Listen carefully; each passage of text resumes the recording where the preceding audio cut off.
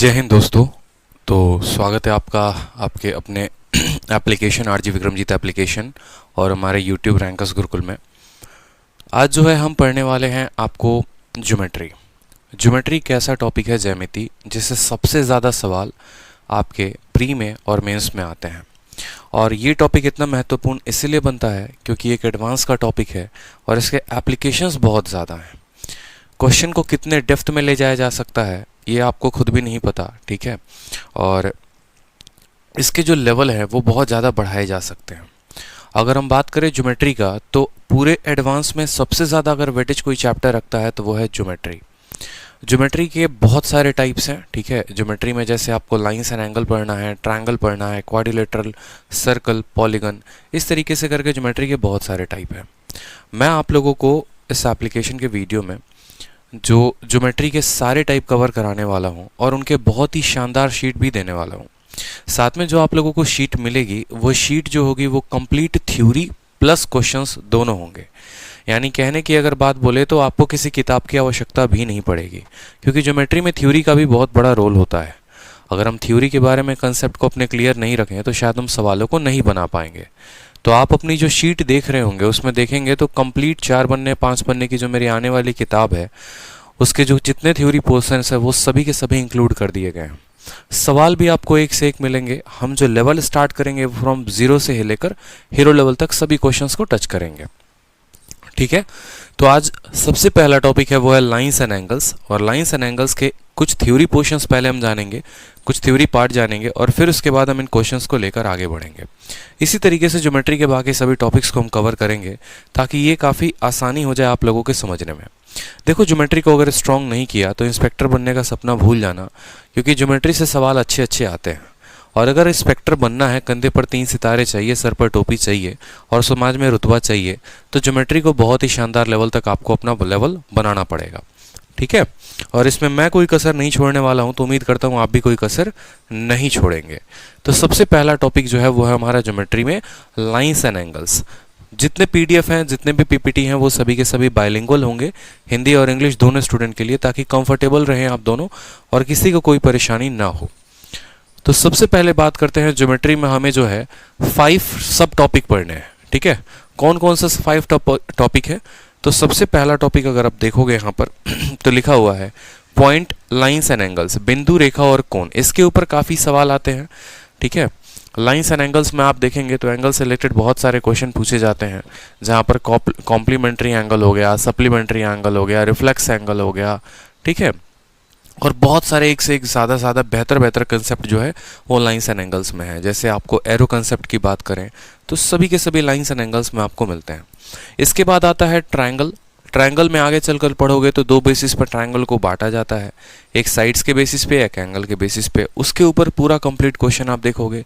Triangle में ही centre के question भी आपको मिलेंगे, ठीक है। तो ट्रायंगल की भी काफ़ी शानदार आप लोगों की शीट बनी हुई है और काफ़ी अच्छी क्लासेस होंगे। इसके अलावा नेक्स्ट टॉपिक आ जाता है क्वाड्रिलेटरल, जिससे ज्योमेट्री में काफ़ी अच्छे अच्छे सवाल पूछे जाते हैं, ठीक है। और मेंसुरेशन 2D और 3D में क्वाड्रिलेटरल से ही हम स्टार्ट करेंगे। उसके बाद होता है नेक्स्ट हमारा पॉलीगन और फिर आ जाएगा हमारा सर्कल। तो इस तरीके से ज्योमेट्री के ये पूरे कुल मिलाकर कितने टॉपिक हो गए? 5 टॉपिक हो गए जो हमें पढ़ने हैं। अब इन 5 टॉपिक्स के शीट आप लोगों को दे दिए जाएंगे, क्लास नोट्स भी हो गए और इनके पूरे क्वेश्चंस भी होंगे। तो सबसे पहले टॉपिक आज हम बात करते हैं पॉइंट, लाइंस एंड एंगल की। पॉइंट, लाइन एंड एंगल की। तो शुरू करते हैं, ठीक है। चलिए, तो पॉइंट के बारे में सबसे पहले जानते हैं कि पॉइंट जो है एक बिंदु, ठीक है, उसकी परिभाषा क्या है, डेफिनेशन क्या है। पॉइंट किसे कहते हैं? जरा सोचो, पॉइंट किसे कहते हैं? तो बोला गया point is a circle of 0 radius. एक ऐसा सर्कल, ठीक है, एक ऐसा वृत्त, ठीक है, जिसकी त्रिज्या जो हो वो कितनी हो? 0 हो। समझ में आ रहा है बात? जैसे सर्कल बनाते हो तो कैसे बनाते हो? ऐसे बनाते हो। अब ये और छोटा करोगे तो कैसा होगा? ऐसा हो जाएगा। और छोटा करोगे तो ऐसा हो जाएगा। एक वक्त आएगा जब इसको छोटा करते जाओगे तो ये एक बिंदु बन जाएगी और ये बिंदु ही क्या कहलाती है? ये बिंदु ही आपको बोलती है, ठीक है। ये बिंदु ही आपको क्या होता है? पॉइंट कहलाता है। ये जो बिंदु यहाँ पर दिया गया है ना, जिसकी रेडियस 0 हो, जिसकी रेडियस 0 हो, एक ऐसा सर्कल जिसका रेडियस 0 हो, उसको हम बोलते हैं पॉइंट। क्लियर होना बहुत ज़रूरी है हर एक टर्म्स को, ठीक है, नहीं तो हम सवालों को अच्छे से नहीं बना पाएंगे। तो इस बात को ध्यान रखिए। तो बोला गया है एक पॉइंट ऐसा सर्कल है जिसकी रेडियस क्या है, 0 है। शून्य त्रिज्या का कोई वृत्त होता है, उसको हम क्या बोलते हैं, बिंदु बोलते हैं। अब पॉइंट कितने तरह के होते हैं, तो पॉइंट के मुख्यतः दो रूप होते हैं। एक होता है कोलिनियर पॉइंट और एक होता है नॉन कोलिनियर पॉइंट।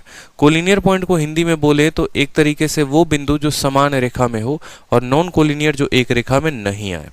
जैसे आगे बढ़ो, अगर कोलिनियर को समझोगे तो चलो यहाँ पर कोलिनियर पॉइंट के बारे में पढ़ो। क्या लिखा गया है कोलिनियर पॉइंट की परिभाषा, ठीक है।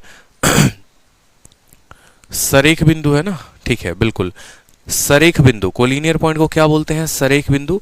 बोला गया है कि अगर 3 और ज्यादा बिंदु किसी स्ट्रेट लाइन पर हो तो उनको हम कहते हैं कोलिनियर पॉइंट। यदि 3 या 3 से अधिक बिंदु किसी एक सीधी रेखा में स्थित होते हैं तो उस बिंदु को क्या बोलते हैं, संरेख बिंदु कहा जाता है। जैसे बिंदु ए है, बिंदु बी है, बिंदु सी है, ये तीनों के तीनों एक ही लाइन में स्थित हैं। अगर ये तीनों के तीनों एक ही लाइन में स्थित हैं तो हम उनको क्या बोलेंगे, कोलिनियर बोलेंगे। और यही होता है कि कोई भी कोलिनियर पॉइंट के चलते बना हुआ जो ट्रायंगल होता है उसका एरिया 0 होता है। या ऐसे भी कहा जाए कि अगर हमें कोई प्रूफ करना है कि कोई भी 3 पॉइंट अगर कोलिनियर है कोऑर्डिनेट ज्योमेट्री में चलकर आगे, तो इनका एरिया 0 होता है। इनका एरिया जो होगा वो क्या होगा, 0 होगा। अगर एरिया 0 हो गया इसका मतलब ये ट्रायंगल नहीं बनाएंगे, फिर ये क्या हो जाएंगे, कोलिनियर हो जाएंगे। ठीक है, समझ में आ गई बात। जैसे मान लो ये 4 पॉइंट हैं और ये चारों के चारों पॉइंट जो है वो एक ही सीधी रेखा में है, तो ये चारों के चारों पॉइंट क्या कहलाएंगे, ये चारों के चारों पॉइंट कोलिनियर कहलाएंगे। मतलब एक ही लाइन में जो बिंदु हो उनको बोलते हैं कोलिनियर। और इसका जस्ट उल्टा क्या हो जाएगा, इसका उल्टा हो जाएगा non collinear point. Non collinear point का मतलब क्या, अगर 3 या 3 से ज्यादा बिंदु एक ही रेखा में स्थित ना हो तो उनको कहते हैं नॉन कोलिनियर पॉइंट। ठीक है, असंरेख बिंदु। ठीक है, यदि 3 या 3 से अधिक बिंदु एक सीधी रेखा में स्थित नहीं होती है तो उनको हम असंरेख बिंदु कहते हैं। जैसे पहली बिंदु यहाँ पर, दूसरी बिंदु यहाँ पर, तीसरी बिंदु यहाँ पर। तो अगर आप देखोगे तो ये बिंदु ऐसे जा रहा है लेकिन इसको टच ही नहीं कर रहा। तो ये अगर मान लो एक और बिंदु यहाँ कर दे तो ये किसको किसको टच करेगा, किसी को नहीं करेगा। ठीक है, तो ये 2 पॉइंट ये जो होंगे वो क्या होंगे, कोलिनियर नहीं होंगे, असंरेख रेखाएं होंगी। चलिए अगला देखिए, अगला बोला गया है आपसे लाइंस के बारे में। जैसे पॉइंट के बारे में जाना, फिर लाइन के बारे में जानेंगे, फिर एंगल के बारे में जानेंगे। तो पॉइंट के बारे में क्लियर हुआ। पॉइंट के कितने प्रकार होते हैं, 2। पहले पॉइंट किसे कहते हैं, एक ऐसा सर्कल जिसका रेडियस 0 हो, एक ऐसी वृत्त जिसकी त्रिज्या 0 हो, 0 हो। उसके बाद पॉइंट के 2 रूप होते हैं, कोलिनियर संरेख रेखा और नॉन कोलिनियर असंरेख रेखा। कोलिनियर किसे कहेंगे, जहां पर तीनों के तीनों बिंदु एक ही रेखा में आए, एक ही लाइन में आए, उसको संरेख रेखा कहते हैं। और जहां 3 या 3 से अधिक बिंदु एक लाइन में एक सीधी रेखा में ना आए उन्हें हम कहते हैं असंरेख रेखा। ये हमारे पॉइंट के बारे में टॉपिक जो था वो क्लियर हुआ। उसके बाद बात करते हैं लाइंस की। लाइंस किसे कहते हैं, लाइंस के कितने रूप होते हैं, क्या क्या होता है, फंडामेंटल प्रॉपर्टी, वो हम सभी जानेंगे। तो सबसे पहले लाइन के बारे में पढ़िए, क्या लिखा हुआ है। लाइन जो है वो इनफाइनाइट नंबर ऑफ पॉइंट से बना हुआ है। ठीक है, a line is made up of infinite number of point and it has only length, that is it doesn't have any thickness or width. A line is endless so it can be extended in both direction. रेखा किसे कहते हैं, तो रेखा जो है यहाँ पर, रेखा अनंत संख्याओं के बिंदुओं से मिलकर बनी होती है और इनमें सिर्फ लंबाई होती है, अर्थात इनमें कोई मोटाई चौड़ाई नहीं होती। रेखा का कोई अंत बिंदु नहीं होता है, इसलिए इसे दोनों दिशाओं में बढ़ाया जा सकता है। बहुत महत्वपूर्ण बात कही गई है यहाँ पर। अगर आप समझ रहे हो बचपन से कि रेखा और रेखा जो है लाइन सेगमेंट सेम है, तो ये आपकी गलती है। क्यों ऐसा बोला गया है, रेखा क्या है। जैसे आपने बिंदु के बारे में पढ़ा कि भैया बिंदु एक डॉट है, फिर बिंदु एक डॉट है, फिर बिंदु एक डॉट है, फिर बिंदु डॉट है, फिर बिंदु डॉट है। ऐसे कर करके ये सभी के सभी जो पॉइंट्स हैं, अगर इन सभी पॉइंट्स को मिला दिया जाए, अगर इन सभी पॉइंट्स को मिला दिया जाए तो पॉइंट्स को मिलाने से किसका निर्माण होता है, पॉइंट्स को मिलाने से लाइन का निर्माण होता है। याद रखो, मैं लाइन के बारे में बात कर रहा हूं, लाइन सेगमेंट के बारे में नहीं बात कर रहा। रेखा के बारे में बात हो रही है, रेखा खंड के बारे में बात नहीं हो रही। बहुत जरूरी बात है। दोनों के बीच क्या अंतर है वो भी हम आपको समझाएंगे, लेकिन अभी आपको क्या समझना है, अभी आपको समझना है कि हम लाइन किसे कहते हैं। तो लाइन बनता कैसे है, इस बात को ध्यान रखो। लाइन हमारा जो बनता है वो सभी पॉइंट्स को मिलाकर बनता है। सभी पॉइंट्स को रेखा में मिला दो तो ये क्या हो जाएगा, लाइन हो जाएगा। समझ में आ गई बात। अब जरूरी नहीं है कि ये सभी पॉइंट जो है, ठीक है, वो आपके जो है वो सीधी हो। अब जैसे मानो यहाँ पर एक और बात बोलते हैं, मान लो जैसे हमने यहाँ पर बनाई है, ये हमारे सभी के सभी क्या हो गए, यहाँ पर देखते चलो, ये पॉइंट्स हो गए। अब ये पॉइंट्स हो गए, ये सभी के सभी क्या हो गए, हमारे पॉइंट्स हो गए। इनको मिला दिया तो हमने क्या बन गया, इनको मिला दिया तो हमने जो है वो लाइन बन गया। एक लाइन का सिर्फ लंबाई हो सकता है, चौड़ाई नहीं हो सकता। कहने का मतलब क्या है, कहने का मतलब है कि सबसे पहला लाइन के बारे में जानो। तो लाइन बना कैसे, तो लाइन जो है वो हमारा बना पॉइंट से। लाइन बना कैसे, तो लाइन हमारे पॉइंट्स को जोड़ जोड़ के बना। दूसरा पॉइंट, लाइन के पास लेंथ होगी, कभी चौड़ाई नहीं होगी, लंबाई होगी। लंबाई होने का मतलब क्या हो गया कि लाइन हमेशा ऐसा होगा, कभी ऐसा नहीं होगा कि आपको जो है कोई मोटी लाइन ऐसे बनाकर दे दी गई कि देखोगे तो यहाँ पर जो है चौड़ाई एक आपको इतने का मिला, ऐसा संभव नहीं है। लाइन के पास हमेशा लंबाई होती है, चौड़ाई नहीं होती है। लाइन के पास हमेशा लंबाई होती है, चौड़ाई नहीं होती है, ठीक है। तभी वो लाइन कहलाता है, क्योंकि अगर चौड़ाई हो गई तो इसका मतलब वो सर्कल के पास कुछ ना कुछ रेडियस है, और अगर उसके पास रेडियस है तो फिर वो पॉइंट से नहीं बना हुआ है, ठीक है। तीसरा पॉइंट जो आता है वो आता है कि एक लाइन को जो है हम अनंत तक लेकर जा सकते हैं, और किसी भी साइड से, चाहे दाएं की तरफ से चाहे बाएं की तरफ से। कहने का मतलब अगर हमारा ये एक लाइन है तो हम जो है इसको हम इधर से भी बढ़ा सकते हैं, इसको हम इधर से भी बढ़ा सकते हैं। कभी भी किसी भी लाइन का अनंत बिंदु नहीं होता है, एंड पॉइंट नहीं होता है, ठीक है। ऐसा नहीं कि यहाँ पर जाने के बाद जो है वो रुक जाएगा, ऐसा कभी नहीं होता। आप रेखा को किधर से भी बढ़ा सकते हो, दाहिने साइड से या बाएं साइड से, ये फर्क होता है, ठीक है, लाइन में। कोई दिक्कत की बात यहाँ पे, तो लाइन से कहते हैं। अब लाइन के आप रूप जान लीजिए। दूसरी बात मैंने जैसे आपको कहा था कि लाइन और लाइन सेगमेंट, रेखा और रेखाखंड में क्या फ़र्क होता है। तो देखो ये जितनी प्रॉपर्टी आपने पढ़ी तीनों की तीनों, ये लाइंस की प्रॉपर्टी पढ़ी। लेकिन जब यहीं पर आप लाइन सेगमेंट में आते हैं तो लाइन सेगमेंट में क्या फ़र्क होता है वो समझिए। तो लाइन सेगमेंट यानी रेखाखंड, पहला प्रॉपर्टी तो माना जाएगा वो भी कि वो बिंदुओं से बना है। दूसरा ये भी होगा उसकी लंबाई होती है, चौड़ाई होती है। लेकिन लाइन सेगमेंट की जो लंबाई होती है वो फिक्स होती है। ऐसा नहीं होता कि वो भागते चला जाएगा, नहीं, कभी ऐसा संभव नहीं है। उसकी जो लंबाई होगी वो फिक्स होगी। कहने का मतलब अगर ये एक लाइन है तो इसको दोनों तरफ से ऐसे एरो लगा के बंद कर दिया जाए तो ये एक लाइन सेगमेंट होता है। इसीलिए अगर आपको याद होगा तो 9वीं या 10वीं कक्षा में जब आप पढ़ते थे, मैथ्स पढ़ते थे, तो वहाँ पर जब आपको बोला जाता था लाइन्स एंड एंगल याद करो, जब कंस्ट्रक्शन स्केल और पेंसिल और कंपास को लेकर ड्रॉ करते थे। आज भी एनसीईआरटी की किताब में जाना और वहाँ पर लिखा होगा draw a line segment of 5 centimetre, 5 centimetre का एक रेखाखंड बनाए, फिर उसके ऊपर 90 डिग्री का कोण बनाए, या ऐसे करके जो जो बोला जाता था बनाने को। तो लाइन सेगमेंट की लंबाई फिक्स होती है। स्केल उठाकर 5 सेंटीमीटर का लाइन या चाप डालकर काटोगे तो वो लाइन सेगमेंट कहलाएगा, वो लाइन नहीं कहलाएगा। जब लंबाई को फिक्स कर दिए तो वो लाइन सेगमेंट है, जब लंबाई को फिक्स नहीं किए तो वो लाइन है, ठीक है। चलो उसके बाद अगली बात करते हैं कि भैया अब लाइन के कितने प्रकार होते हैं। ऐसा थोड़ी है कि लाइन हमेशा स्ट्रेट रहेगा, क्या रहेगा, कैसे रहेगा। तो पढ़ो यहाँ पर, स्ट्रेट लाइन किसे कहते हैं, एक ऐसा लाइन जो अपने दिशा को बदले ही नहीं किसी भी बिंदु पर, उसको कहते हैं स्ट्रेट लाइन, ठीक है। सीधी रेखा एक ऐसी रेखा जो किसी भी बिंदु पर अपनी दिशा को ना बदले। जैसे अगर ये इसी दिशा में चल रही थी तो ये इसी दिशा में चलती चली गई, इसको बोलेंगे स्ट्रेट लाइन। लेकिन स्ट्रेट लाइन कौन नहीं होगा, चल इधर रहा था, अचानक से जाके इधर मुड़ गया, फिर ऊपर भाग गया, ये कभी स्ट्रेट लाइन नहीं है। जिसकी दिशा ना बदले वो स्ट्रेट लाइन है, जिसकी दिशा बदल गई वो स्ट्रेट लाइन नहीं है, वो सीधी रेखा नहीं है। अब अगर स्ट्रेट लाइन के बारे में पढ़ा है तो क्या कर्व लाइन भी होगा, तो बिल्कुल होगा भैया। कर्व लाइन के बारे में भी देख लो, ठीक है, घुमावदार रेखा। तो कर्व लाइन के बारे में देखो क्या लिखा गया है, एक ऐसी रेखा जो अपनी दिशा को बदल दे उसको क्या बोलते हैं, कर्व लाइन बोलते हैं। मतलब लाइन में जो मन की अवधारणा रहती है ना, लाइन का मतलब हमेशा सीधा, ये गलत है। लाइन आपका सीधा भी हो सकता है, लाइन आपका टेढ़ा मेढ़ा भी हो सकता है। क्यों? क्योंकि भैया लाइन बना किससे है, तो लाइन जो है वो बिंदुओं को जोड़कर बना हुआ है, ठीक है। वो बिंदु जितनी भी बिंदु होती है ना उनको जोड़कर बना हुआ है। मतलब अगर देखोगे तो यहाँ बिंदु है, यहाँ बिंदु है, यहाँ बिंदु है, यहाँ बिंदु है, ऐसी वाली बिंदुओं को भी अगर जोड़ दोगे तो ये भी क्या हो जाएगा, लाइन हो जाएगा। सीधी रेखा के बिंदुओं को भी जोड़ दोगे तो भी लाइन हो जाएगा। सीधी वाली को क्या बोलते हैं, स्ट्रेट लाइन, इसको क्या बोलते हैं, कर्व लाइन। कोई दिक्कत की बात है यहाँ पे? चलिए उसके बाद लाइन सेगमेंट जो हम आपको बता रहे थे कि लाइन और लाइन सेगमेंट में फर्क क्या होता है। तो लाइन सेगमेंट की परिभाषा को समझिए। एक लाइन सेगमेंट के पास दो एंड पॉइंट होते हैं, यानी अगर हम जनरली बोले तो एक लाइन सेगमेंट जो है वो लाइन ही है, लेकिन अगर दोनों तरफ से इसको हम ऐसा बंद कर दें तो ये क्या हो जाएगा, ये लाइन सेगमेंट कहलाएगा, ये रेखाखंड कहलाएगा। ठीक है, समझ में आ गई बात। चलो नेक्स्ट देखो। अब देखो हमने पॉइंट पढ़ा, ठीक है, पॉइंट के बारे में डेफिनेशंस पॉइंट के पढ़े थे, उसी तरीके से हमने लाइंस पढ़ा।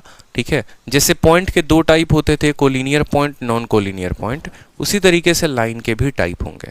अब लाइन के कितने टाइप होंगे वो हम समझेंगे यहाँ पर। तो यहाँ पर बेसिकली लाइंस के 5 टाइप होते हैं। कितने टाइप होते हैं? 5 टाइप होते हैं कुल मिलाकर। सबसे पहला टाइप कौन है? Intersecting line. इंटरसेक्टिंग लाइन, देखो ये परिभाषा क्यों ज़रूरी है आपके पेपर में, क्योंकि जब आपको ज्योमेट्री के क्वेश्चन दिए जाएंगे और मान लो ऐसा बोला गया कि दो इंटरसेक्टिंग लाइन है ए बी और सी डी, आपको इंटरसेक्टिंग लाइन का परिभाषा ही नहीं पता, प्रतिच्छेदी रेखाएं के बारे में कुछ जानते ही नहीं है, तो आप वहाँ पर गलत कर बैठेंगे। इस बात का ध्यान रखिए। तो यहाँ पर समझिए इंटरसेक्टिंग लाइन के बारे में बोला गया है, तो इंटरसेक्टिंग लाइन है क्या। ठीक है, अगर दो और ज़्यादा लाइन इंटरसेक्ट करते हैं एक दूसरे को तो उनको हम कहते हैं इंटरसेक्टिंग लाइन। ठीक है, यदि दो या दो से अधिक रेखाएं एक दूसरे को प्रतिच्छेद करती हैं तो वो प्रतिच्छेदी रेखाएं कहलाती हैं। प्रतिच्छेद करने का मतलब एक दूसरे को काटती हैं। जैसे यहाँ पर एक रेखा की बात करें ए बी है और दूसरी रेखा सी डी है, अगर ये एक दूसरे को काटे तो इनको क्या बोलेंगे? इंटरसेक्टिंग लाइन बोलेंगे।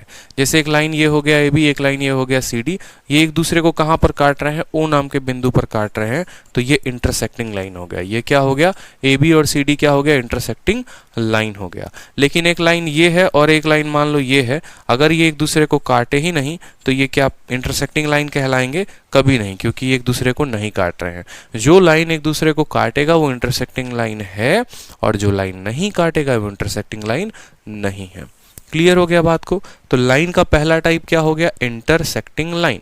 ठीक है, चलिए अब दूसरे टाइप की बात करते हैं। दूसरा टाइप हो गया हमारा कॉन्करेंट लाइन। कॉन्करेंट लाइन किसे कहते हैं? ठीक है, अगर तीन और मूल लाइन किसी एक बिंदु से पास करे, देखो ऐसे समझ लो कि मान लो कि ये रास्ता जो है ये मुंबई का रास्ता है, ये मुंबई से दिल्ली का रास्ता हो गया। ठीक है, ये गुजरात से दिल्ली का रास्ता हो गया। ठीक है, और ये यूपी से दिल्ली का रास्ता हो गया। और तीनों लोग जब मान लो यहाँ पर एक जो है मुंबई वाला व्यक्ति, एक गुजराती और एक यूपी वाला, तीनों आकर जब एक ही टपरी पर चाय पीते हैं, समझ में आ रहा है, तीनों आकर एक ही टपरी पर चाय पियेंगे, एक ही जगह पर एक ही समय पर पियेंगे, तो वहाँ पर जब ये मिलेंगे तो वहाँ पर उनके बीच दोस्ती हो जाएगी, कॉन्करेंट हो जाएगा। कॉन्करेंट को इसीलिए इंग्लिश में कहते हैं। कॉन का मतलब क्या होता है? कॉन एक रूट वर्ड है, जहाँ जहाँ पर कॉन लगे इसका मतलब एक साथ। तो जब ये तीनों एक ही जगह पर मिलेंगे तो उस बिंदु को क्या कहेंगे? Concurrent point. और ऐसी लाइंस को हम क्या बोलेंगे? इन लाइंस को हम कॉन्करेंट लाइन बोलेंगे। जैसे मुंबई जाने के लिए तो अनेकों रास्ते हैं, सॉरी दिल्ली जाने के लिए तो अनेकों रास्ते हैं। दिल्ली आने के लिए गुजरात से भी रास्ता है, अंडमान निकोबार से भी है, यूपी से भी है, हरियाणा से भी है। ठीक है, अलग अलग जगह से रास्ता है, लेकिन वो लाइन जो आकर एक ही पॉइंट पर मिल जाए उन्हीं लाइंस को हम कॉन्करेंट कहेंगे, बाकी लाइंस को कॉन्करेंट नहीं कहेंगे। जैसे मानो एक इधर से चला गया, एक इधर से चला गया, एक ऐसे चला गया, एक ऐसे चला गया, तो ये कॉन्करेंट नहीं है। कॉन्करेंट वो हैं जो एक ही पॉइंट पर मिल रहे हो, उन्हें हम क्या बोलेंगे? कॉन्करेंट बोलेंगे। क्या बोलेंगे? कॉन्करेंट, यानी संगामी रेखाएं जो संगम में बहती रहे, जैसे गंगा जमुना सरस्वती। गंगा जमुना सरस्वती का एक जगह पर जाकर संगम होता है, मिलन होता है, तो उनको हम बोलते हैं संगामी रेखाएं। यदि तीन या तीन से अधिक रेखाएं एक ही बिंदु से होकर गुजरती हैं तो उन्हें संगामी रेखाएं कहते हैं। और जिस बिंदु से ये सभी रेखाएं गुजरती हैं उसे समवर्ती बिंदु कहते हैं, उसे कॉन्करेंट पॉइंट कहते हैं। इस बिंदु को क्या बोलेंगे? कॉन्करेंट पॉइंट बोलेंगे। लाइंस को क्या बोलेंगे? कॉन्करेंट लाइन बोलेंगे। तो लाइन के कितने टाइप पढ़े? 2 टाइप पढ़े। पहला टाइप कौन सा? इंटरसेक्टिंग। दूसरा टाइप कौन सा? कॉन्करेंट। ठीक है, चलो अब तीसरे टाइप के बारे में पढ़ते हैं, पैरेलल लाइंस के बारे में पढ़ते हैं। पैरेलल लाइंस के तो पता ही होगा, रेलवे की पटरी, सीधी सी बात। रेलवे ट्रैक देखे हो? रेलवे ट्रैक की कभी भी 2 पटरियां जिंदगी में जाकर आपस में कभी मिलती हैं? कभी नहीं मिलती। हमेशा लगेगा अब जाकर मिल जाएगी, अब जाकर मिल जाएगी, लेकिन वो कभी नहीं मिलती। तो ऐसी जो रेलवे की ट्रैक हो गई ना, वो होता है पैरेलल लाइन। ठीक है, पढ़ लीजिए समांतर रेखाएं, बहुत महत्वपूर्ण, ज्योमेट्री में सबसे ज्यादा इस्तेमाल किया जाता है इसका, कि 2 स्ट्रेट लाइन पैरेलल वो तभी होते हैं जब वो एक ही प्लेन में लाई करते हैं और कभी एक दूसरे को इंटरसेक्ट नहीं करते, चाहे आप उसको अनंत तक कितना तक भी क्यों ना बढ़ा दो। ठीक है, आप उसको अनंत तक कितना तक भी क्यों ना बढ़ा दो, वो कभी एक दूसरे को इंटरसेक्ट नहीं करेंगे। क्लियर हो गया मेरी बात, समझ रहे हैं आप यहाँ पर, ठीक है। And do not intersect even if they produce, इसको बोलते हैं समांतर रेखाएं। यदि दो सीधी रेखाएं समांतर होंगी, यदि दो सीधी रेखाएं समांतर होंगी, यदि वे समान तल में स्थित हो और अनंत तक बढ़ाने पर भी एक दूसरे को प्रतिच्छेदित ना करें, ठीक है, तो इनको क्या बोलेंगे, इनको बोलेंगे हम समांतर रेखाएं, जो जाकर आगे एक दूसरे से मिले ही ना। क्लियर हुआ, बताइए।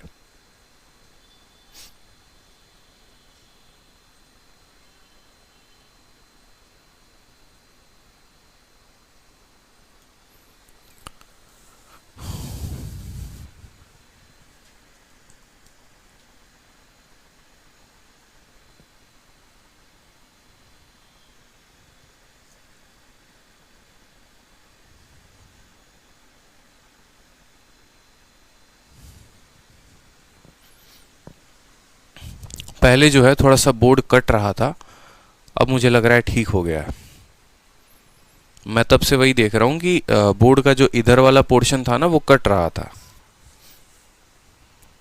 अब ठीक है, हाँ अब ठीक है। चलिए, तो यहाँ पर हम बात करते हैं किसके बारे में, समांतर रेखाएं के बारे में। ये रेखा देखोगे ना तो ये रेलवे की पटरी है जिसके बीच की दूरी हमेशा बराबर होती है। अगर यहाँ पर d नाम का डिस्टेंस है तो ये भी d होगा। कहने का मतलब अगर ये 2 सेंटीमीटर यहाँ दूरी है तो यहाँ भी 2 सेंटीमीटर ही रहेगा, यहाँ भी 2 सेंटीमीटर। तो ऐसी रेखाएं को हम क्या बोलते हैं, समांतर रेखाएं, जो आगे चलकर कभी मिले ही ना। ये अनंत तक चाहे कितना भी बढ़ा लो ये कभी मिलने वाली नहीं है, कहीं पर भी कटने वाली नहीं है। तो in the given figure A B और सी डी जो है वो क्या है, पैरेलल हैं। और पैरेलल हैं तो ये क्या कहलाएंगे, ये दोनों लाइन समांतर रेखा कहलाएंगे। तो बताइए रेखा के कितने टाइप पढ़ लिया आपने, ठीक है। लाइंस के 3 टाइप, इंटरसेक्टिंग पढ़ लिया कि जो एक दूसरे को काटते हैं, कॉन्करेंट पढ़ लिया, और उसके बाद हमने क्या पढ़ा, पैरेलल लाइन पढ़ा। अब चौथा पॉइंट का बात करें तो आता है परपेंडिकुलर लाइन, लंबवत रेखाएं, ठीक है। परपेंडिकुलर, बिल्कुल पढ़िए इसके बारे में क्या लिखा गया है। बोला गया है अगर दो लाइन इंटरसेक्ट करते हैं राइट एंगल पे तो दोनों के दोनों लाइन जो होते हैं वो परपेंडिकुलर होते हैं। मतलब आपने इंटरसेक्टिंग लाइन के बारे में पढ़ा, लेकिन वही इंटरसेक्टिंग लाइन अगर 90 के कोण पर काटते हैं, वही प्रतिच्छेदी रेखाएं अगर 90 के कोण पर काटेंगी तो उनको हम लंबवत रेखाएं कहेंगे। कहने का मतलब क्या हो गया कि जैसे मानो ये इंटरसेक्टिंग एक लाइन हो गया, ठीक है। आप बात करोगे यहाँ पर तो ये भी इंटरसेक्टिंग लाइन हो गया जो आपस में काट रहा है, ठीक है। ये भी जो है ये भी आपका इंटरसेक्टिंग लाइन है, ठीक। यहाँ पर ये भी आपका इंटरसेक्टिंग लाइन है, लेकिन वो लाइन जो 90 के कोण पर काटे, एग्जैक्ट 90 के कोण पर काटेगा, उसको हम क्या बोलेंगे, ये दोनों लाइन को आपस में बोलेंगे परपेंडिकुलर।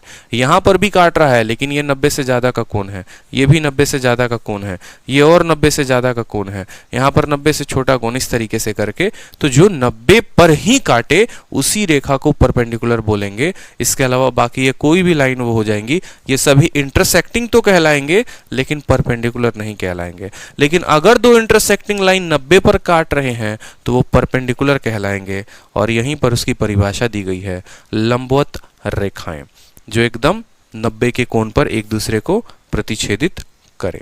चलिए, उसके बाद आता है लाइन का आखिरी टाइप नंबर 5, ट्रांसवर्सल। पूरी की पूरी ज्योमेट्री जो है वो इसी पर स्थित है। आगे चलकर पढ़ोगे तो पूरा ज्योमेट्री का जितना भी एंगल बनता है, चाहे ऑल्टरनेट का एंगल हो, करस्पॉन्डिंग हो, को इंटीरियर हो, सभी के सभी इसी फोटो से जो है आपका डेरिवेशन निकलता है। सभी का इसी फोटो से डेरिवेशन निकलेगा। ये बहुत इंपॉर्टेंट फोटो है आप लोगों के लिए, इस बात को ध्यान रखिए। और पूरी ज्योमेट्री के सभी एंगल्स को अगर हम डिफाइन कर सकते हैं तो वो हम ट्रांसवर्सल लाइन से ही करते हैं। ट्रांसवर्सल लाइन के बारे में कुछ जानते हैं। चलिए, ट्रांसवर्सल लाइन किसे कहते हैं, एक ऐसा लाइन जो इंटरसेक्ट करे two or more given line at distinct point is called transversal line, ठीक है। अ लाइन विच इंटरसेक्ट, एक ऐसी रेखा जो इंटरसेक्ट करती है टू और मोर गिवन लाइंस को at distinct point is called transversal of the given line. वह रेखा जो दो या दो से अधिक दी गई रेखाओं को अलग अलग बिंदुओं पर काटती है, दी गई रेखाओं का तियक रेखा कहलाती है। तियक रेखा, बिल्कुल, ट्रांसवर्सल को क्या बोलते हैं, तियक रेखा बोलते हैं।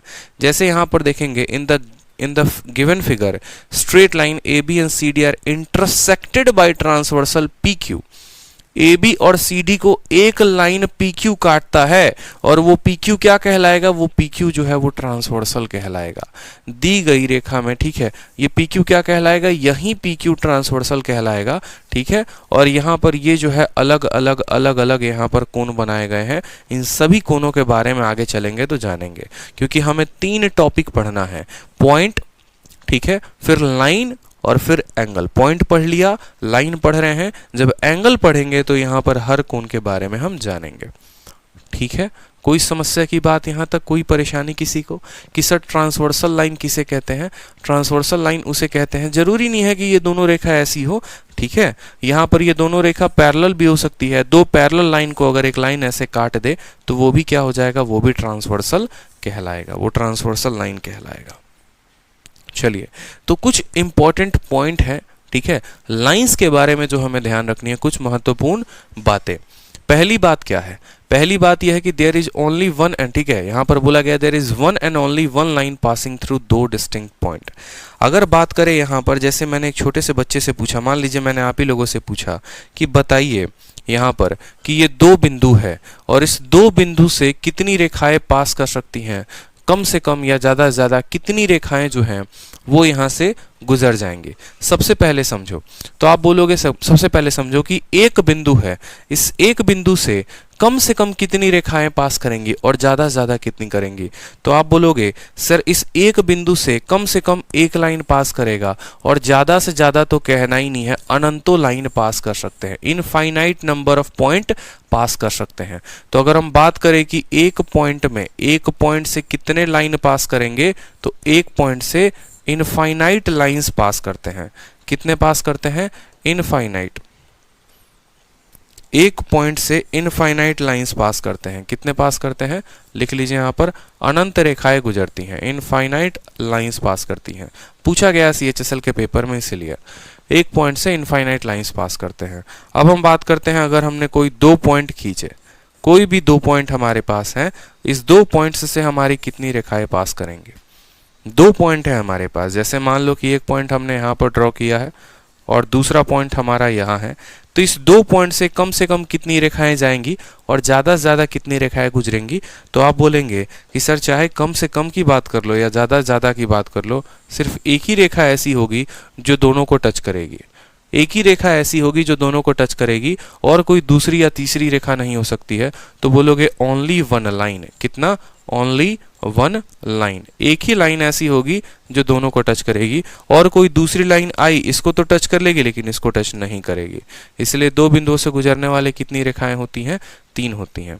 अब अगर हम बात करें कि भैया 3 बिंदु हैं, ठीक है, 3 बिंदु हैं, कोई भी 3 बिंदु कहीं पर भी हैं, जरूरी नहीं है कि वो तीनों के तीनों बिंदु से सीधी रेखा में हो।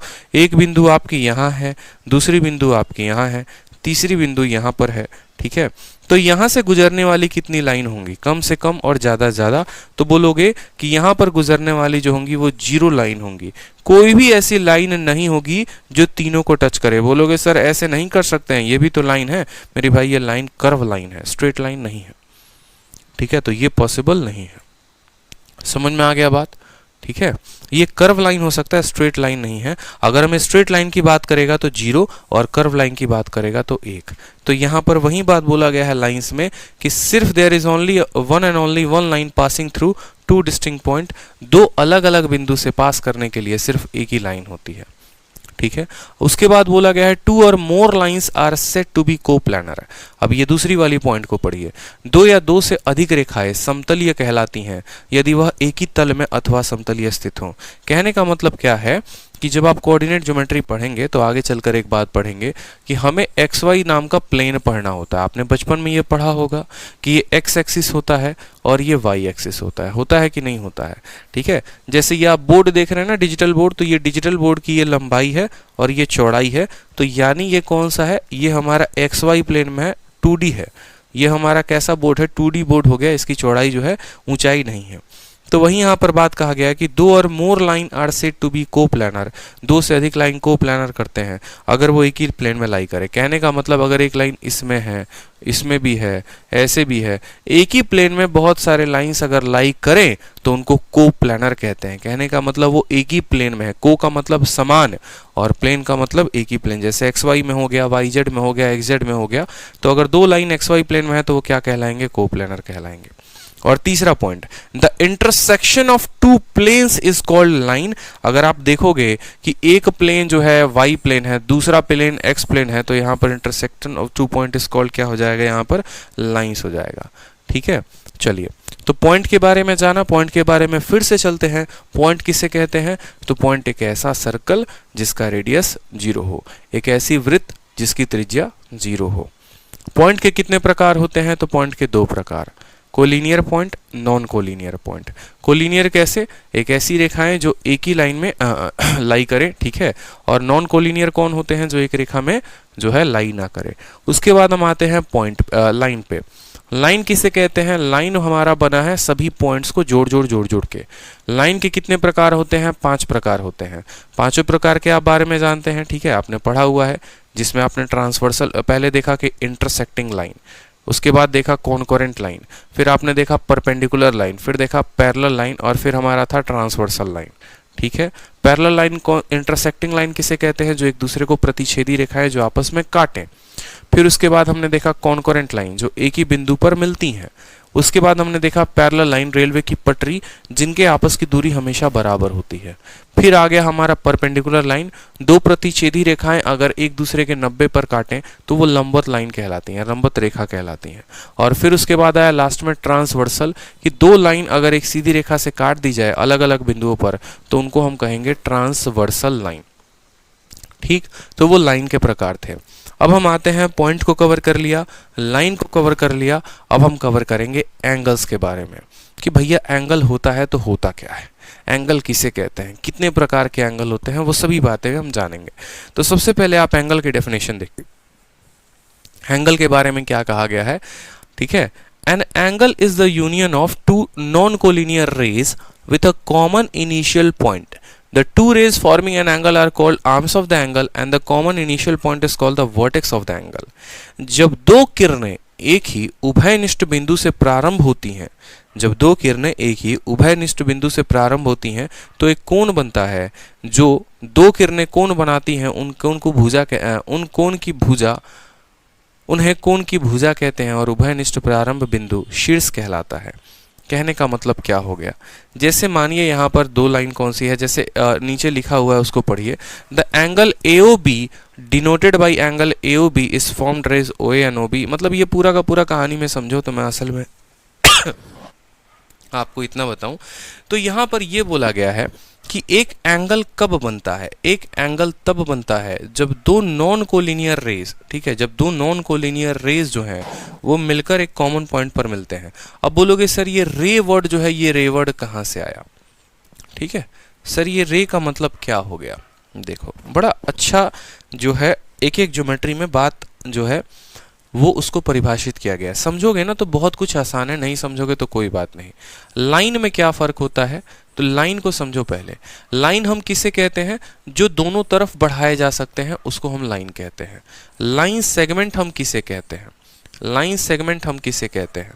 तो बोलोगे सर रेखाखंड हम उसे कहते हैं जिसका दोनों तरफ से फिक्स हो कि ना हम दाहिने तरफ बढ़ा सकते हैं ना हम बाएं तरफ बढ़ा सकते हैं।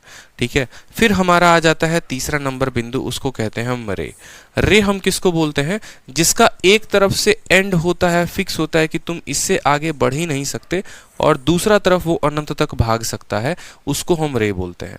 मतलब जिसको एक तरफ से हमने बैरियर और स्टॉपेज लगाकर रोक दिया है कि बेटा तुमको बढ़ना है तो तुम उधर से बढ़ो लेकिन तुम इधर से नहीं बढ़ सकते, वो हो जाता है रे। और जब ऐसे ही किसी 2 रे को मिलाया जाता है, जैसे मानो हमारा यहाँ पर एक रे हो गया हमारा कौन? OA, ठीक है, और दूसरा रे हमारा हो गया OB नाम का।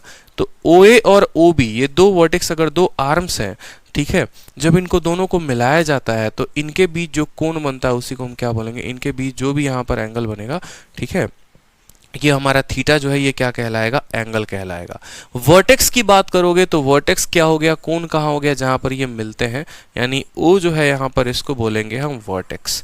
ओ को हम क्या बोलेंगे, ओ को वर्टेक्स बोलेंगे, कोण बोलेंगे, कोना बोलेंगे, जहां पर ये एक दूसरे से मिलेंगे। तो यही बात यहाँ पर बोला गया है, जो एंगल AOB है, एंगल AOB, पहली बात इसको लिखा कैसे जाएगा, एंगल का साइन क्या होता है, तो एंगल का साइन हमेशा ऐसे होता है और तब लिखते हैं ये एंगल AOB है। जैसे लाइन सेगमेंट की बात करोगे, लाइन सेगमेंट जैसे मानो AB नाम का कोई लाइन सेगमेंट है, ये रेखा है और ये AB है, तो बचपन में पढ़ते थे ना कि इसको कैसे लिखते हैं रेखाखंड को, तो AB के ऊपर ऐसा लगा देते थे तो पता चलता था अच्छा AB एक लाइन सेगमेंट है। लेकिन अगर मुझे बताना है कि यहाँ पर कोण जो है वो AOB है, तो कोण के लिए जो साइन आता है वो ऐसा आता है और इसको लिखते हैं एंगल AOB। ठीक है, ये कैसे बना, दो रे से बना, OA और OB। कभी भी कोई भी एंगल दो लाइन, ठीक है, या लाइन सेगमेंट से ना होकर आपको अगर डिफाइन करना है तो वो रे से डिफाइन करेंगे। और O जो बिंदु होती है वो क्या कहलाती है, वर्टेक्स कहलाती है। ठीक है, तो परिभाषा जानिए आपने कोण की, कोण कैसे बनता है, दो रे को ज्वाइन करने से बनता है। अब भैया जिस तरीके से जो है बिंदु के अलग अलग प्रकार थे, ठीक है, रेखा के अलग अलग प्रकार थे, उसी तरीके से कोण के भी अलग अलग प्रकार होंगे। ठीक है, जैसे बिंदु के 2 प्रकार थे, रेखा के 5 प्रकार थे, तो कोण के कितने प्रकार होंगे, तो चलिए बात करते हैं कोण के। कोण के मुख्यतः यहाँ पर 3 प्रकार होंगे। सबसे पहले जो होगा वो होगा एक्यूट एंगल।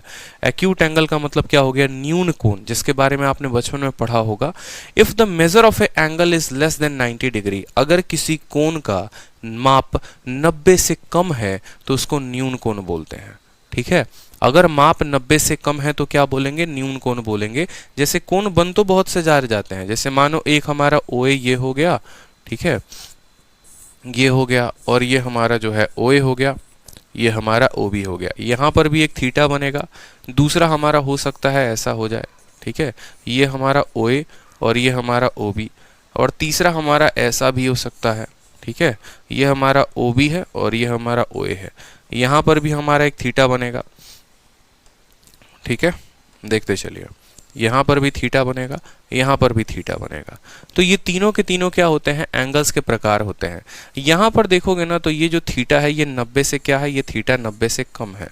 यहाँ पर अगर बात करोगे थीटा की तो ये थीटा 90 के बराबर है। यहाँ पर बात करोगे थीटा के तो ये थीटा जो है वो 90 से क्या है, ज़्यादा है। थीटा जो है वो क्या है, ज़्यादा है 90 से। समझ में आ गया बात।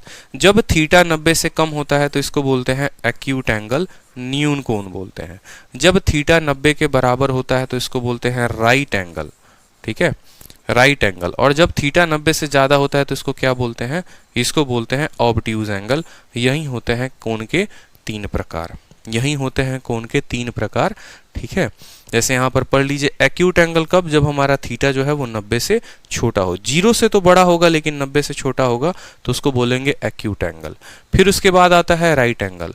अगर हमारा थीटा का मान एग्जैक्ट 90 के बराबर होगा, अगर थीटा बराबर 90 होगा तो एंगल AOB क्या हो जाएगा, एंगल AOB को हम राइट एंगल बोलेंगे।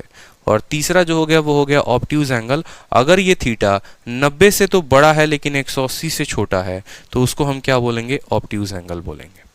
क्या बोलेंगे, ऑब्ट्यूज एंगल बोलेंगे। मुख्यतः ये 3 रूप हो गए आपके, एक्यूट, राइट और ऑब्ट्यूज।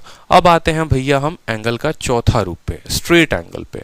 स्ट्रेट एंगल क्या होता है वो भी समझो। ठीक है, if measure of an angle is equal to 180 degree, जब किसी रेखाखंड, ठीक है, अगर किसी कोण का माप अगर 180 डिग्री के बराबर हो तो हम उसको बोलते हैं स्ट्रेट एंगल। जैसे हमारा एक लाइन है, मान लो AB पर जो ऊपर यहाँ कोण बन रहा है बिंदुओं पर, जैसे मान लो 2 रे थे हमारे, एक रे OA हो गया और एक रे OB हो गया। जैसे यहाँ पर आपने देखा था ना, 3 लोगों को हमने मिलाया था, ठीक है, OA और OB मिल रहा है, OA OB मिल रहा है। अगर जैसे यहाँ पर OB यहाँ है लेकिन ये OA जो है वो यहाँ ना आकर यहाँ पर आ जाए तो फिर ये कोण इतना ना बनकर ये पूरा कोण बनेगा। और जब ये कोण पूरा बनेगा तो उस केस में उस कोण को हम क्या बोलेंगे, स्ट्रेट एंगल बोलेंगे, सीधी रेखा बोलेंगे। समझ में आ गई बात, क्या बोलेंगे, स्ट्रेट एंगल बोलेंगे कि भैया ये जो है ये तो सीधा का सीधा 90 का कोण बना रहा है। जब OB ऐसा हो और OA यहाँ हो और कोण 180 का बने तो यहाँ पर AOB को क्या बोलते हैं, स्ट्रेट एंगल बोलते हैं, सीधी रेखा बोलते हैं। फिर आ जाइए आप नेक्स्ट पार्ट पे, रिफ्लेक्स एंगल। रिफ्लेक्स एंगल किसे कहते हैं बताइए। रिफ्लेक्स एंगल किसे कहते हैं? रिफ्लेक्स एंगल, अगर किसी कोण का माप 180 से अधिक तो हो लेकिन 360 से कम हो तो उसको बोलते हैं रिफ्लेक्स एंगल। बहुत बच्चे इसमें कंफ्यूज रहते हैं, आपको कंफ्यूज नहीं रहना है। वृहत कोण कहा जाता है। क्या कहा जाता है? वृहत कोण कहा जाता है। वृहत कोण का मतलब हो गया यदि किसी कोण का माप 180 से अधिक है परंतु 360 से कम है। जैसे समझते हैं यहाँ पर, जैसे अपने फोटो को बनाकर समझते हैं। जैसे पहला लाइन का हमने पार्ट पढ़ा कि भैया जो तुम लाइन बन सकते हो, एंगल बन सकते हो, वो कुछ ऐसा बन सकता है जहाँ थीटा हमारा 90 से कम होगा। दूसरा हमने पढ़ा कि जहाँ पर हमारा थीटा जो है वो 90 के बराबर होगा। ठीक है, यहाँ थीटा हमारा 90 से कम। तीसरा हमने पढ़ा ऐसा कि जहाँ पर हमारा थीटा जो है वो 90 से बराबर होगा। चौथा हमने ऐसा पढ़ा जहाँ पर हमारा थीटा जो है वो 180 के बराबर होगा। पांचवा जो हम पढ़ रहे हैं वही है हमारा रिफ्लेक्स एंगल। जैसे ऐसे वाला कोण, ये हमारा O से लेकर A है और ये हमारा क्या है? OB है। तो एक तो कोण जो आपकी नजरें देखती हैं वो यहाँ पर देखती हैं, और दूसरा कोण इसके जो पीछे वाला बनता है ना, इसके पीछे वाला कोण, इसी को बोलते हैं रिफ्लेक्स एंगल। इसी को बोलते हैं रिफ्लेक्स। रिफ्लेक्स का मतलब क्या हो गया? परछाई। रिफ्लेक्शन क्या होता है? रिफ्लेक्शन परछाई होता है।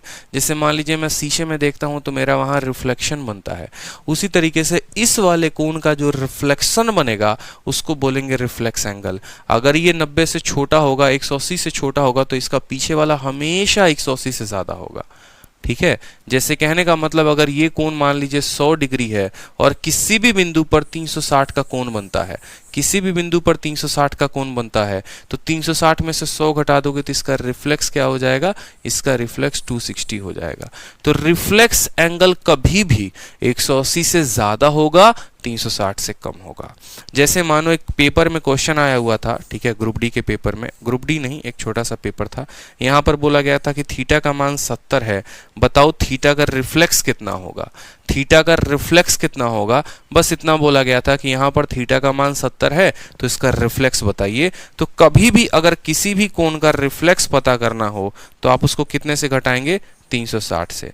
360 में से 70 को घटाइए, कितना आ गया? 290 आ गया। या 290 कैसा कोण है? जो 180 से ज्यादा है और 360 से कम है। ठीक है, तो इसको बोलते हैं वृहत कोण। चलिए अब आते हैं एंगल्स के पेयर के बारे में। कोणों का युग्म, कितने पेयरिंग हो सकती है भैया? क्या ये भी पेयर बनाएंगे, जोड़ा जोड़ा खेलेंगे? खेलेंगे तो कैसे खेलेंगे, क्या क्या कहानी होगी? तो समझो यहाँ पर सबसे पहला बचपन में पढ़े होगे एडजेसेंट एंगल। ठीक है, अब एडजेसेंट एंगल के बारे में कुछ बातें जानोगे। फिर उसके बाद पढ़ोगे कौन सा? Complementary angle. फिर उसके बाद कौन सा पढ़ोगे? Supplementary angle. ये तीनों के तीनों परीक्षा के लिए बहुत महत्वपूर्ण है। फिर लीनियर पेयर पढ़ोगे आप। लीनियर पेयर के बाद जो है छोटी मोटी बातें, फिर वर्टिकली अपोजिट एंगल पढ़ोगे। वर्टिकली अपोजिट एंगल के बाद जो है आपका पूरा का पूरा पॉइंट खत्म हो जाएगा। फिर उसके बाद हम क्वेश्चंस लगाना शुरू करेंगे। फिर करस्पॉन्डिंग हो गया, करस्पॉन्डिंग के बाद ऑल्टरनेट हो गया, ऑल्टरनेट के बाद जो है आपका कॉन्जिक्यूटिव इंटीरियर हो गया, फिर इंटीरियर है तो एक्सटीरियर भी होगा। ठीक है, और इस तरीके से, ठीक है, इस तरीके से यहाँ पर जो है एंगल बाइसेक्टर और करस्पॉन्डिंग एंगल्स, ये सारे के सारे, चलो बहुत अच्छी बात है। इस तरीके से हम सभी बातों को जानेंगे। तो सबसे पहले जैसे कि मैंने आप लोगों को कहा था कि जब एंगल आएगा तो एक स्पेशल फोटो मैं आप लोगों के लिए बनाऊंगा और उस फोटो में ही सारी की सारी बातें डिस्कस की जाएंगी, सारी की सारी बातें वहीं पर कही जाएंगी। वो फोटो कौन सा है वो समझ लीजिए। जैसे मानिए कि दो समानांतर रेखाएं हैं, ये हमारी दो रेखा हो गई और इसको कोई ट्रांसवर्सल काटता है, यहाँ पर कोई ट्रांसवर्सल काटता है। यहाँ पर जो कोण बनता है उन कोण का नाम हम क्या देते हैं? 1 number, 2 number, 3 number, 4 number, 5 number, 6 number, 7 number, 8 number. इनके बीच में आपस में एक संबंध होगा। ठीक है, जैसे 2 वाला 4 के बराबर, 1 वाला 3 के बराबर, 6 वाला 8 के बराबर, 5 वाला 7 के बराबर, 3 वाला 5 के बराबर, 4 वाला 6 के बराबर। तो ये जो मैं बराबर कह रहा हूं, ये बराबर कैसे आए? उड़ के तो नहीं आए होंगे, कुछ ना कुछ तो नियम होंगे। हर किसी का अपना अपना एक प्रॉपर्टी होता है। एंगल जानते हो, लेकिन एंगल कोई भी जैसे सर्कल में आगे चलकर पढ़ोगे, ये वाला एंगल इसके बराबर, तो भैया क्यों बराबर होगा? ट्रायंगल में जो है आगे चलकर पढ़ोगे फलाना एंगल फलाने एंगल के बराबर, लाइंस एंड एंगल में पढ़ोगे ये वाला एंगल उसके बराबर। तो कैसे कोई भी कोण बराबर हो जाता है? एक बच्चे का सबसे वीक पॉइंट यहीं पर होता है, जहां पर उसको ये नहीं पता होता कि ये वाला प्रॉपर्टी या ये वाले कोण अगर इसके बराबर हुए हैं तो वो किस नियम से, किस प्रॉपर्टी से हुए हैं। इसीलिए एंगल्स के प्रकार को जानना बहुत जरूरी है। अगर एंगल्स का प्रकार नहीं पता है तो आप लाइंस एंड एंगल्स के सवाल को नहीं बना पाएंगे, इस बात को ध्यान रखिए। जब तक हमें एंगल के बारे में पूरा कंफर्मेशन ना मिले हम एंगल्स के बारे में वैल्यू नहीं निकाल सकते हैं। जैसे सबसे पहले की अगर हम बात करें तो सबसे पहला पॉइंट हो गया एडजेसेंट एंगल। एडजेसेंट एंगल, ठीक है, कोणों का युग्म। एडजेसेंट किसको कहते हैं? एडजेसेंट का हिंदी क्या हो गया? तो आसन कोण बोलते हैं।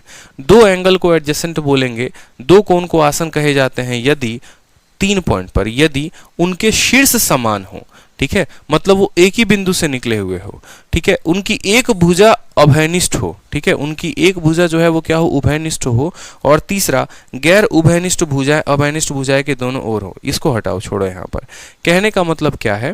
जैसे मान लो यहाँ पर O से लेकर A तक एक रे है, OC एक रे है, OB एक रे है, तो यहाँ पर एडजेसेंट कौन कौन सा एंगल बनेगा? तो एडजेसेंट एंगल का मतलब इस वाले का जो पड़ोसी है, θ1 का जो पड़ोसी है वो θ2 होगा। इसको बोलते हैं एडजेसेंट एंगल। समझ में आया बात? समझ में आया कि नहीं आया? जैसे मैंने मान लो यहाँ पर एक लाइन बनाया, ठीक है, अब देखते चलो यहाँ पर, फिर आप खुद बता दोगे कि सर पड़ोसी क्या है और एडजेसेंट एंगल किसे बोलते हैं। ये A हो गया, B हो गया, C हो गया और D हो गया, ये हमारा हो गया O। जो एंगल बना वो क्या क्या बना? यहाँ पर θ1, यहाँ पर θ2 और यहाँ पर θ3, ठीक है।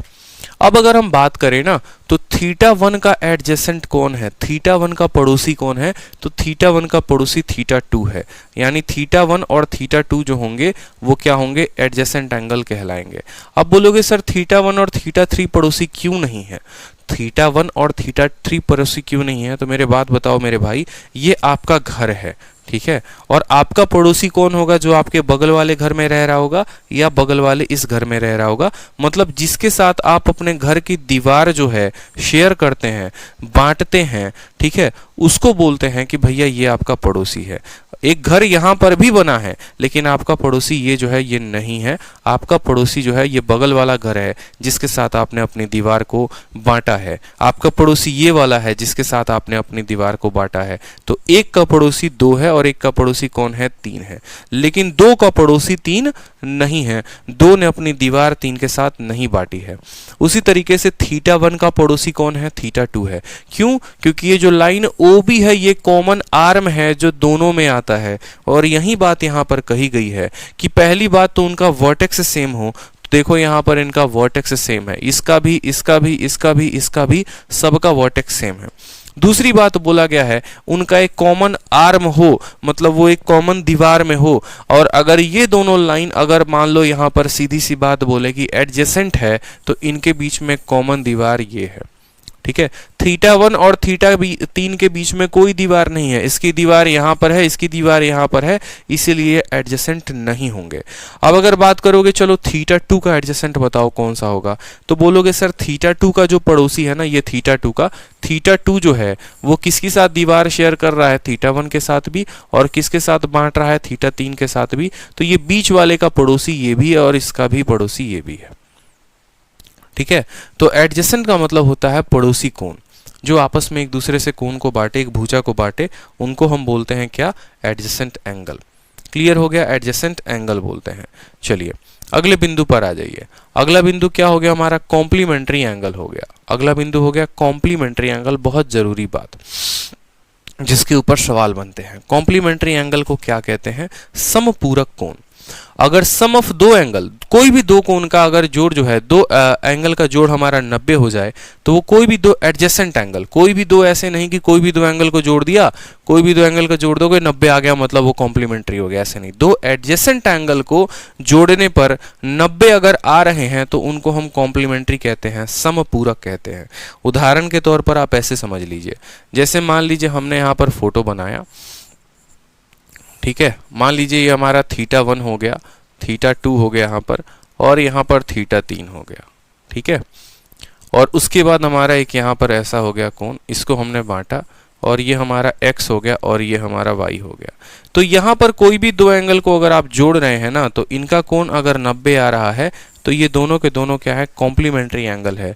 एक का पूरक यहाँ पर समपूरक, इसको क्या बोलते हैं, पूरक कोण। यहाँ लिखा हुआ है ना, यहाँ पर क्या लिखा हुआ है, समपूरक कोण बोलते हैं कि हम जो है तुमको पूरा करते हैं, तुम हमको पूरा करते हो। जैसे मान लो शादी होती है दो लोगों की, तो पति से पत्नी जो है वो पूरी होती है और पत्नी से जो है पति पूरा होता है। कहते हैं ना कि अर्धांगिनी हो, मतलब मेरा आधा अंग हो।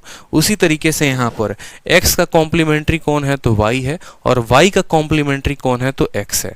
यानी x अगर यहाँ पर 10 डिग्री होगा तो y 80 डिग्री होगा, और अगर x 80 डिग्री होगा तो y कितना होगा, 10 डिग्री होगा। मतलब दोनों को जोड़ने पर जब हमारा कोण जो है वो 90 आए तो उनको हम क्या बोलेंगे, कॉम्प्लीमेंट्री एंगल बोलेंगे। क्लियर हो गया? चलिए, कोई शक की बात यहाँ पे? ठीक है, तो यहीं पर ये सारी कथा कहानी लिखी गई है, पढ़ सकते हैं आप। उसके बाद आता है सप्लीमेंट्री एंगल। तो सप्लीमेंट्री में क्या फर्क है? देखो, समपूरक और पूरक में क्या फर्क है। तो समपूरक में जब किसी भी दो कोणों को जोड़ा जाता है तो 90 बनाते हैं, ठीक है, और पूरक कोण में जब भी किसी दो कोणों को जोड़ा जाए तो वो 180 बनाते हैं। सप्लीमेंट्री एंगल इसे कहते हैं। The sum of two angle is equal to 180, तो उनको हम क्या बोलेंगे, सप्लीमेंट्री बोलेंगे, पूरक कोण बोलेंगे, यदि दो कोणों का जोड़ 180 हो। जैसे यहाँ पर x को और y को जोड़ने पर x जमा y की वैल्यू अगर हमारी 180 आ रही है तो ये क्या हो जाएंगे, ये हमारे सप्लीमेंट्री हो जाएंगे। यानी अगर x हमारा 10 डिग्री होगा तो y 170 होगा, x हमारा 100 डिग्री होगा तो y हमारा 80 डिग्री होगा। इस तरीके से ये दोनों को समान रूप से पूरा करेंगे, ठीक है। तो ये हमारा कितना है, कि स्ट्रेट एंगल बना देंगे यहाँ पर। तो बोला गया सप्लीमेंट्री एंगल, तो सप्लीमेंट्री एंगल का हमेशा जोड़ कितना होता है, 180। कॉम्प्लीमेंट्री का कितना होता है, 90। समपूरक 90, पूरक 180। कोई दिक्कत की बात यहाँ पे? हमेशा याद रखना, नहीं तो गलती हो जाएगा, हमेशा याद रखना है। फिर उसके बाद आता है linear pair of angle. Linear pair of angle, दो एडजेसेंट एंगल, अगर एक यहाँ पर बोला गया two adjacent angle are said to form a linear pair of angle if their non common are two opposite rays. ठीक है, इतनी कथा कहानी मत समझो, बस ऐसा समझ लो लीनियर पेयर से अगर मानो जैसे यहाँ पर बोला गया है कि मानो यहाँ पर एक सीधा सा क्वेश्चन आपको दे दिया जाए और यहाँ पर एक कोण जो है बोला जाए कि ये 110 डिग्री है और यहाँ थीटा का मान कितना होगा बता दीजिए, तो आप बोलेंगे थीटा का जो मान होगा वो बराबर होगा 180 में से घटाएंगे कितना, 110 को। तो भैया आपने ये लिखा तो क्यों लिखा, बचपन में लिखने के ही तो नंबर मिलते थे। सीबीएसई बोर्ड वाले स्टूडेंट अच्छे से जानते हैं कि जितना सजा सजा के जितनी ज्यादा लाइन में लिखोगे तो छठी सातवीं आठवीं में उतना ही नंबर मिलता था, हर एक स्टेप पे एक एक नंबर मिलता था। पता है कि नहीं पता है? 6 नंबर का सवाल है तो कम से कम 6 लाइन जरूर होनी चाहिए।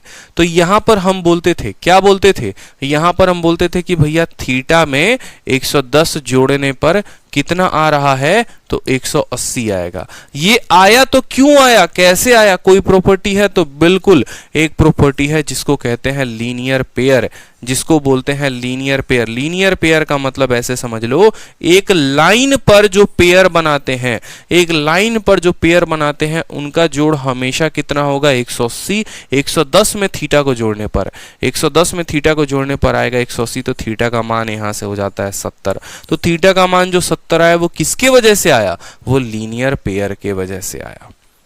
ठीक है, वो किसके वजह से आया, तो वो लीनियर पेयर के वजह से आया। तो यहीं पर बात बोली गई है कि इस फिगर में OA और OB जो है वो दो अपोजिट रेज हैं। ये सारी की सारी कहानी कही गई है, तो आप पढ़ लेंगे। चलिए, उसके बाद आता है कुछ बिंदु यहां पर लिखी गई है, ठीक है।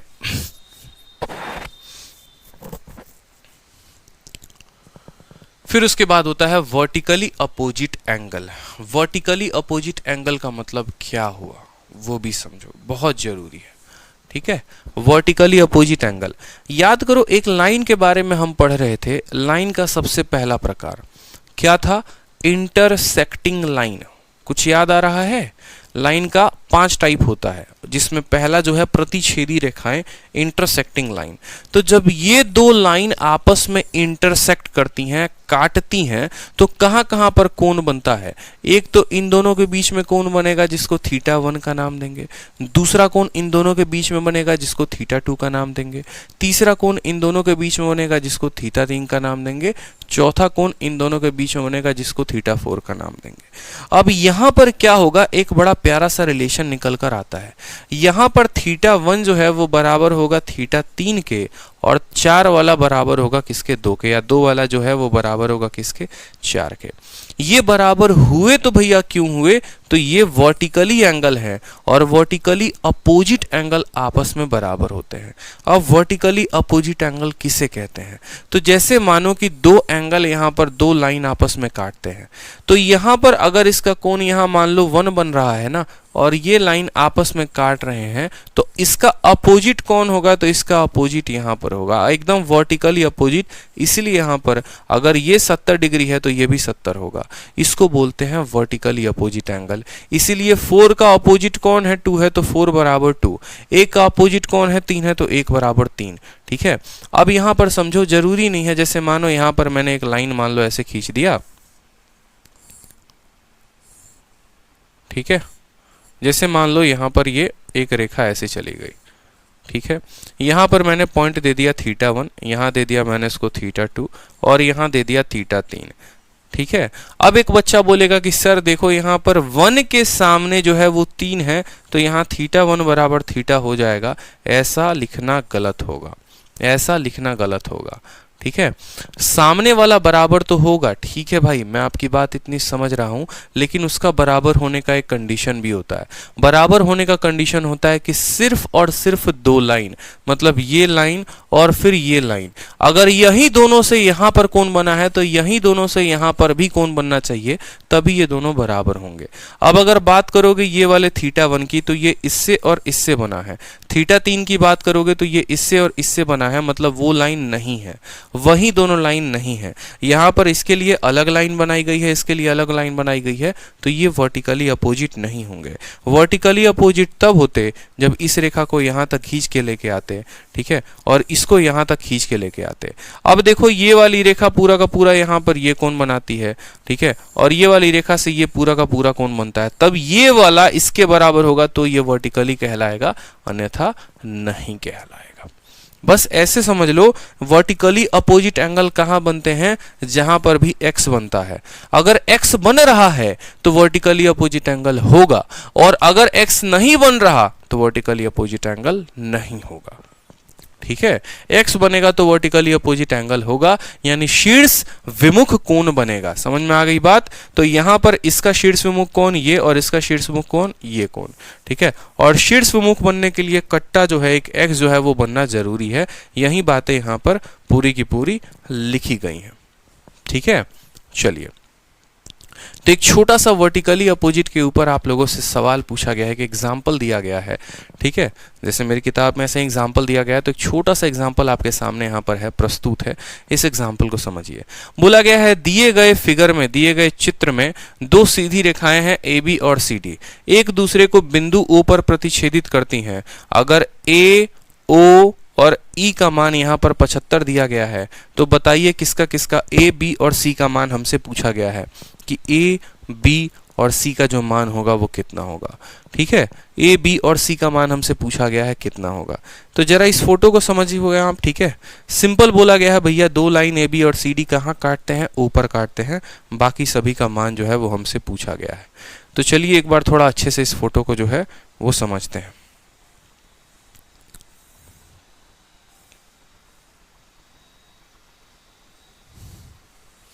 अब यहां पर देखो, जैसे मानो मैंने आपको सिंपल सा बात बोला था कि भैया ये जो दोनों लाइन है, ठीक है, ये कहाँ काट रहे हैं? 75 पे काट रहे हैं। तो सबसे पहले अगर ये पूरा का पूरा लाइन देखो, तो ये लीनियर पेयर से 180 बनेगा कि नहीं बनेगा? बताओ जल्दी से। एक स्ट्रेट लाइन पर जो कोण बनता है वो कितने का बनता है? 180 का। यानी 4B प्लस 75 प्लस B कितना कोण बनाएगा? तो आप बोलोगे सर 180 का। सर 4B में फिर 75 जोड़ेंगे और 75 में फिर b जोड़ेंगे तो कितने का कोण आएगा सर? 180 का आएगा। बोलो हाँ या ना। ये एक सीधी रेखा है, CD एक सीधी रेखा है, और सीधी रेखा पर जो कोण बनता है वो कितने का बनता है? 180 का बनता है। सीधी रेखा पर जो कोण बनेगा वो कितने का बनेगा? 180 का, यानी 4b जमा 1 5b। ठीक है, तो 5b का जो मान आएगा वो कितना आएगा? 180 में से 75 घटा दो, 105। तो b का मान हमारा यहाँ से निकल कर कितना आ गया? b का मान हमारा 21 आ चुका है। याद रखो, b का मान कितना आ गया? b का मान हमारा 21 आ गया। 105 जो है वो 5 से 21 बार में कटेगा। अब अगर हमारा b का मान 21 है, यहाँ पर अब हमारा मान 21 है, तो आप समझिए बड़े प्यार से, हमने आपको क्या बोला था कि जब दो लाइन आपस में काटेंगे, जब दो लाइन आपस में काटेंगे तो यहाँ पर a और 4b जो है वो क्या होगा? बराबर होगा। किसके चलते? वर्टिकली अपोजिट के चलते। तो यहाँ पर a का जो मान आएगा वो कितना आएगा? b का 4 गुना। ठीक है, ये वाला और ये वाला बराबर होंगे किसके? वर्टिकली अपोजिट एंगल, यानी a का मान जो होगा b का 4 गुना, b का मान 21 है तो a का मान कितना हो जाएगा? 21 का 4 गुना 84। तो a की वैल्यू कितनी आ गई? a की वैल्यू 84 आ गई। a का मान निकल गया, b का मान निकल गया। अब मान हमें निकालना है c का। अब मान हमें निकालना है c का। c के निकालने के दो तरीके हैं, या तो a जमा 2c बराबर 180, क्योंकि ये एक सीधी रेखा है और सीधी रेखा पर जो कोण बनती है वो कितने की बनती है? 180 की। तो बोल सकते हो कि सर a में 2c को जोड़ने पर कितना आएगा? 180। जहां पर आपका a का मान 84 है, इसमें से घटाओगे तो 96, और 96 का आधा करोगे तो कितना आ जाएगा? 48 आ जाएगा। कोई शक की बात यहाँ पर कितना आ जाएगा? 48। एक तो इस तरीके से, और अगर इस तरीके से नहीं बताना चाहते हो तो वर्टिकली का कंसेप्ट लगाओ। कंसेप्ट बोलोगे सर ये वाली और ये वाली लाइन आपस में काटती है, तो यहाँ जो ये पूरा का पूरा कोण बनेगा ना वो बराबर होगा किसके? 2c के, यानी 75 जमा 21, 75 जमा 21 बराबर होगा किसके? 2c के। तो बोलोगे कि सर यहाँ पर जो 2c का मान है वो है 75 जमा कितना? 21 के बराबर। 75 और 21 कितना हो गया? 96। 96 का आधा कितना हो गया? 48। तो c का मान कितना आएगा? 48 यहाँ पर, क्योंकि वर्टिकली अपोजिट में a बराबर 4b और 2c बराबर 75 प्लस 21। तो बोला गया है a फिर b फिर c का मान कितना होगा? तो यहाँ पर बोला गया पहले a फिर b और फिर c। तो a का मान हमारा कितना है? तो बोलेंगे सर a का मान जो है वो 84 है, तो a का मान 84 हो गया। b का मान कितना है? 21 है, और c का मान कितना है? 48 है। ऑप्शन नंबर a जो होगा वो करेक्ट आंसर होगा। आओ कभी हवेली पे। ठीक है, a फॉर आओ कभी हवेली पे। चलो, अब नेक्स्ट आता है करस्पॉन्डिंग एंगल। ठीक है, अगला टॉपिक कौन सा हो गया? Corresponding angle.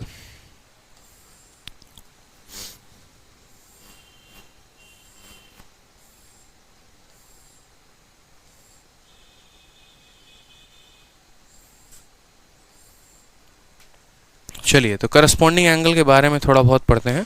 थ्योरी का थोड़ा सा ही पोर्शन रहा है, मैं आपको कंप्लीट थ्योरी पढ़ा रहा हूँ, बहुत फायदेमंद है आप लोगों के लिए कंसेप्ट। तो करस्पॉन्डिंग एंगल के बारे में जानते हैं। ठीक है, चलिए, जब दो पैरेलल लाइन को हम इंटरसेक्ट करते हैं किसी भी ट्रांसवर्सल से, तो वो फॉर्म करते हैं पेयर ऑफ करस्पॉन्डिंग एंगल। बहुत जरूरी बात, संगत कोण। देखो, संगत का मतलब क्या होता है? संगत का मतलब हो गया यहाँ पर जो हमेशा संगति में रहे, जो हमेशा जो है प्यार मोहब्बत से एक दूसरे के साथ किसी भी सुख दुख में रहे, वो हो गया हमारा संगत कोण। कहने का मतलब जब दो समानांतर रेखाएं, हमेशा याद रखना, हमेशा पैरेलल लाइन के चलते ही संगत कोण बनता है। जब दो समानांतर रेखाएं एक तियक रेखा द्वारा प्रतिच्छेदित की जाती है तो वो संगत कोण के युग्म बनाती हैं। जैसे एक समानांतर रेखा L हो गया, दूसरी समानांतर रेखा M हो गया, इंटरसेक्ट होते हैं किसी भी ट्रांसवर्सल N से। ठीक है, the four pair of corresponding angle are equal. तो ये फोर पेयर जो होंगे ये आपस में क्या होंगे? इक्वल हो जाएंगे। इन्हीं को बोलेंगे करस्पॉन्डिंग एंगल। देखो, करस्पॉन्डिंग एंगल जो है उसमें और को इंटीरियर में काफ़ी डिफरेंस है। संगत कोण जो है, जो हमेशा संगति में रहे, उसको हम क्या बोलेंगे? करस्पॉन्डिंग एंगल बोलेंगे, करस्पॉन्डिंग एंगल। ठीक है, करस्पॉन्डिंग एंगल हो गया, जैसे यहाँ पर 2 हो गया और यहाँ पर बताओ, देखो एक बार आप लोग डेफिनेशन देखो, मैं पानी पी लूं थोड़ा सा। दवा खाना है, दवा खा लेते हैं।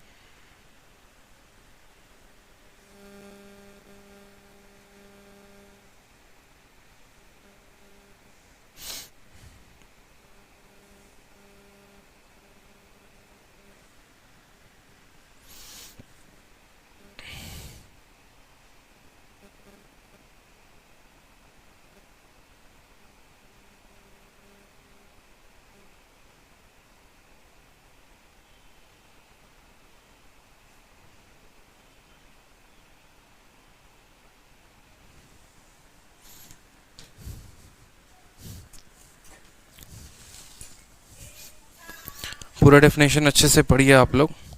काफ़ी प्यारे प्यारे टॉपिक्स हैं, अगर देखोगे ना ज्योमेट्री में तो काफ़ी अच्छे अच्छे हैं। लाइंस के बारे में जानेंगे, पॉइंट्स के बारे में जानेंगे, एंगल्स के बारे में हो गया, ठीक है।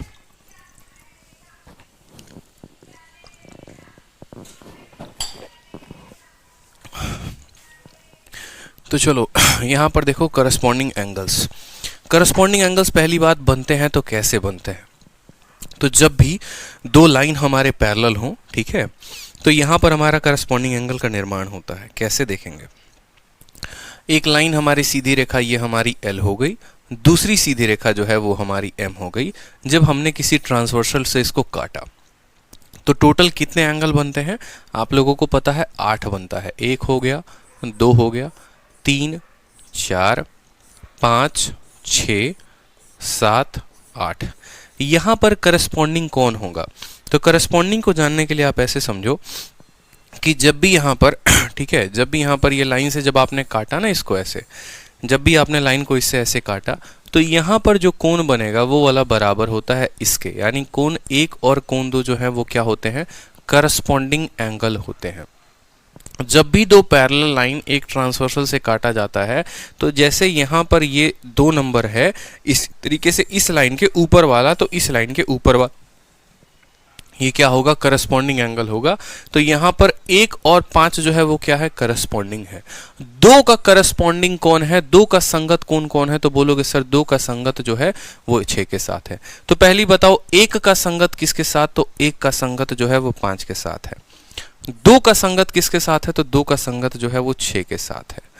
3 का संगत किसके साथ है, तो 3 का संगत जो है वो 7 के साथ है। और 4 का संगत किसके साथ है, तो 4 का संगत 8 के साथ है। तो ये सारे के सारे पेयर जो हैं ये क्या है, करस्पॉन्डिंग एंगल्स के पेयर है, ठीक है। ऐसा नहीं है कि 1 और 6 करस्पॉन्डिंग हो जाएंगे, ऐसा संभव नहीं है। 2 और 8 करस्पॉन्डिंग हो जाएंगे, नहीं भैया।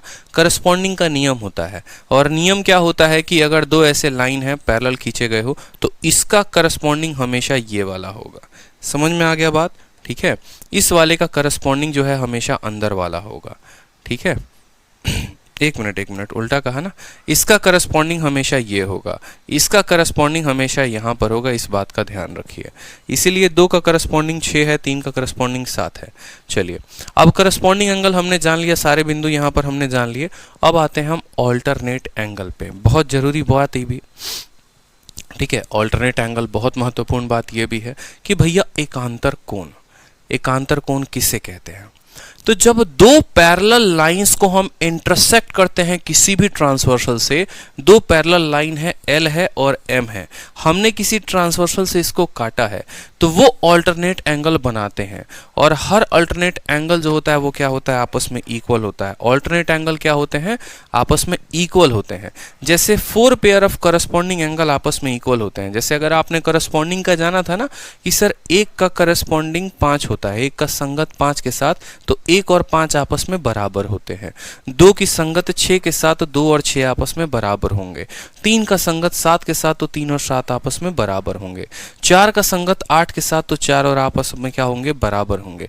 जिस तरीके से संगत कोण आपस में बराबर होते हैं, उसी तरीके से ऑल्टरनेट एंगल जो होते हैं वो भी आपस में बराबर होते हैं। तो पहले हमें पता करना होता है कि संगत कोण कौन कौन सा है, और फिर हम तब बताते हैं कि ठीक है, अच्छा तुम संगत कोण हो, इसका मतलब तो आपस में क्या होगे, बराबर होगे।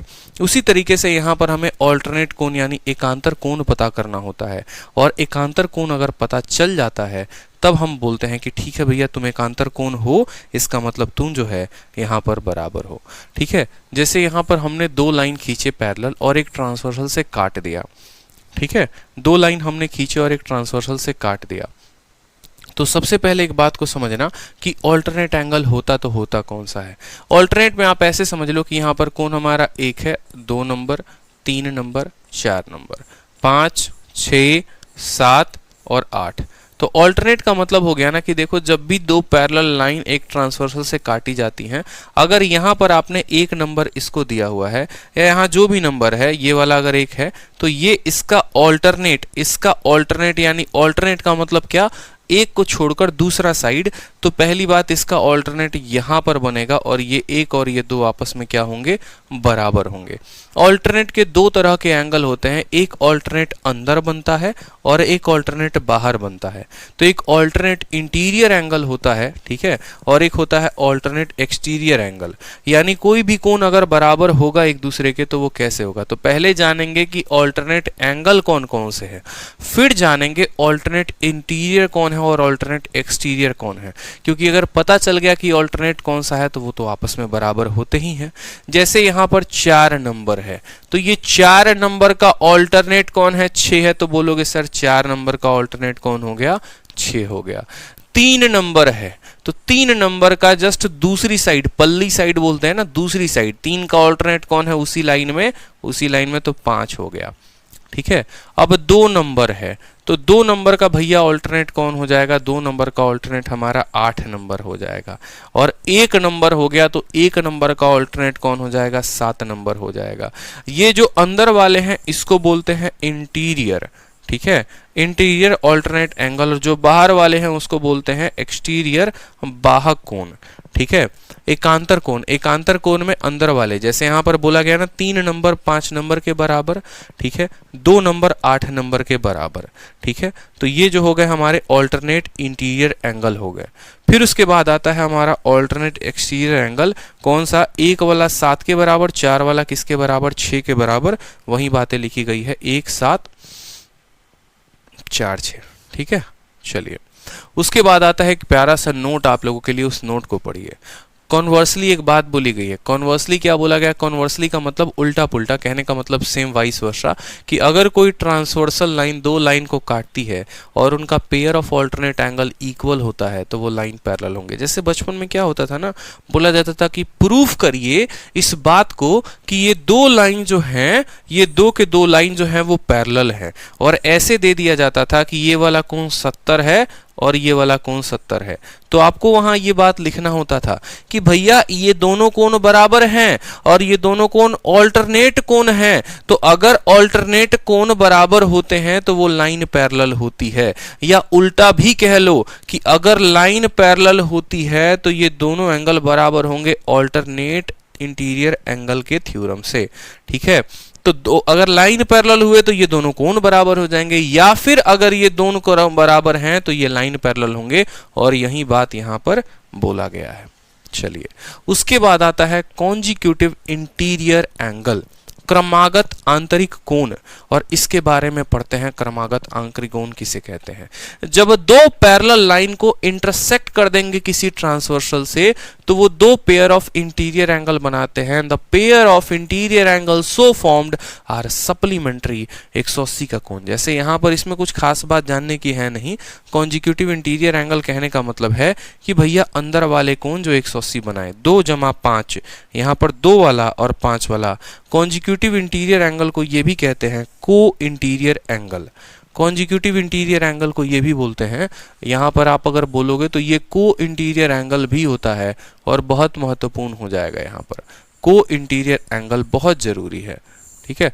को इंटीरियर एंगल जैसे 2 और 5 जो है और 3 और 8 जो है, यहाँ पर को इंटीरियर एंगल हो गया। फिर से समझ लीजिए, ये लाइन तो हमने बनाने को बना दिया, इसको ट्रांसवर्सल से हमने खींच भी दिया, तो को इंटीरियर किसे बोलते हैं। देखो ये लाइन है और पैरेलल है, इसके अंदर कमरे बने होंगे, बहुत सारे कमरे बने होंगे। हम बोल रहे हैं इंटीरियर वाला कमरा कौन सा होगा, तो एक ये कमरा होगा, ये होगा, ये होगा और ये होगा। ये चारों के चारों अंदर के कमरे होंगे, बाकी ऊपर और नीचे ये बाहर के कमरे हो गए। इस कमरे में जैसे मानो अगर ये ए है और ये बी है, तो जब भी आप ए और बी को जोड़ोगे तो आपका ए और बी का जोड़ वो हमेशा कितना होगा, 180। ये किस प्रॉपर्टी से है, तो ये को इंटीरियर प्रॉपर्टी की वजह से है। ये सी है और ये डी है, तो सी और डी का जोड़ कितना होगा, तो सी और डी का जोड़ जो है वो हमारा कितना हो जाएगा, 180। ये भी किस प्रॉपर्टी से, तो को इंटीरियर प्रॉपर्टी से। एंगल को क्या बोलते हैं, को इंटीरियर एंगल। समझ में आया बात, करस्पॉन्डिंग एंगल देख लिया, ठीक है। अब देखते हैं यहाँ पर एक क्वेश्चन है प्यारा सा इसी के ऊपर। क्वेश्चन बिल्कुल सेकंड एग्जाम्पल आप लोगों के सामने दिया गया है, एग्जाम्पल नंबर 2, ताकि आपने अब तक जितना पढ़ा है उसके ऊपर आपकी कुछ जो है पॉइंट्स क्लियर हों, कुछ जो हैं आपके पॉइंट्स क्लियर हों। चलिए, तो बोला गया है, देखिए 3 बिंदु है, 3 लाइन है, line number L, line number M, line number N, ठीक है, L, M और N, और ये तीनों के तीनों क्या है, पैरेलल हैं। तो आपसे ABC का मान पूछा गया है, एंगल A, B और C का मान कितना होगा। जो प्रॉपर्टी आपने पढ़ा है उसी प्रॉपर्टी के ऊपर ये एग्जाम्पल दिया गया है। देखो किताब में काम ऐसे चल रहा है, शीट में आप लोगों के काम ऐसे हुआ है कि पहले आप लोगों को कोई प्रॉपर्टी पढ़ाई, फिर उस प्रॉपर्टी के आधार पर एक प्यारा सा एग्जाम्पल हो गया, ताकि वो एग्जाम्पल उस प्रॉपर्टी को अच्छे तरीके से क्लियर कर सके। समझ में आ रहा है बात। अब एक बार जो है हम पूरा का पूरा रिवाइज करते हैं कि हम लोगों ने कितने कोण पढ़े, क्या क्या पढ़े, क्या क्या नहीं पढ़ा। तो सबसे पहले रिवीजन के लिए आप ऐसे समझो कि आपने दो पैरेलल लाइन के बीच में ट्रांसवर्सल खींचा। सबसे पहले अगर हम बात करें, चलो ऑल्टरनेट एंगल की बात कर लेते हैं। तो यहां पर अगर एक नंबर है तो इसका ऑल्टरनेट कहां मिलेगा, तो इसका ऑल्टरनेट यहां 2 नंबर मिलेगा। मिलेगा कि नहीं मिलेगा, तो 1 और 2 ऑल्टरनेट से बराबर। अगर ये एंगल 3 बोलोगे तो इसका ऑल्टरनेट कहां होगा, इसका ऑल्टरनेट 4 होगा। तो 3 और 4 आपस में बराबर, ठीक है, 1 और 2 आपस में बराबर, 3 और 4 आपस में बराबर, ये ऑल्टरनेट से। फिर अगर मान लो यहां पर 5 बोलते हो तो 5 का ऑल्टरनेट कहां मिलेगा, यहां 6 मिलेगा। तो 5 और 6 क्या होंगे, आपस में बराबर। अगर इसको 7 बोलोगे तो 7 का ऑल्टरनेट कहां मिलेगा, 8। तो 7 और 8 जो है ये बराबर। ये कौन से एंगल की बात हुई थी, ये ऑल्टरनेट एंगल की बात हुई थी, ठीक है। ये कौन से एंगल की बात हुई थी, ऑल्टरनेट एंगल की बात हुई थी। चलो, उसके बाद ऑल्टरनेट के बाद देखो फिर एक और एंगल के बारे में पढ़े थे, वर्टिकली अपोजिट एंगल। तो जैसे मानो इसको हमने कट्टम कुटाई खेला। वर्टिकली अपोजिट एंगल में क्या था, इसका अपोजिट कहाँ है, तो इसका अपोजिट यहाँ है। 1 और 2 वर्टिकली अपोजिट से बराबर होंगे। यहां पर ये वाला कोण कौन सा, 3। तो 3 का अपोजिट कौन है, 4 है। वर्टिकली अपोजिट के नियम क्या होते थे, जब भी दो रेखा आपस में काटते हैं तो इसका अपोजिट ये और इसका अपोजिट ये बराबर। तो 1 और 2 बराबर है, 3 और 4 बराबर है। उसी तरीके से नीचे यहां देखोगे, ये आपका 5 नंबर है, ये आपका 6 नंबर है। तो 5 और 6 आपस में बराबर होंगे, और ये अगर 7 है, ये अगर 8 है, तो 7 और 8 बराबर होंगे। ये किसके नियम के आधारित होगा, ये वर्टिकली अपोजिट एंगल होंगे, ठीक है। ऑल्टरनेट के बारे में जान गए, वर्टिकली अपोजिट जान गए। अब उसके बाद आ रहा है आपका को इंटीरियर एंगल, इसके बारे में जानते ही हो, ठीक है। ऑल्टरनेट एंगल पढ़ा ही दिया आप लोगों को, करस्पॉन्डिंग एंगल बिल्कुल।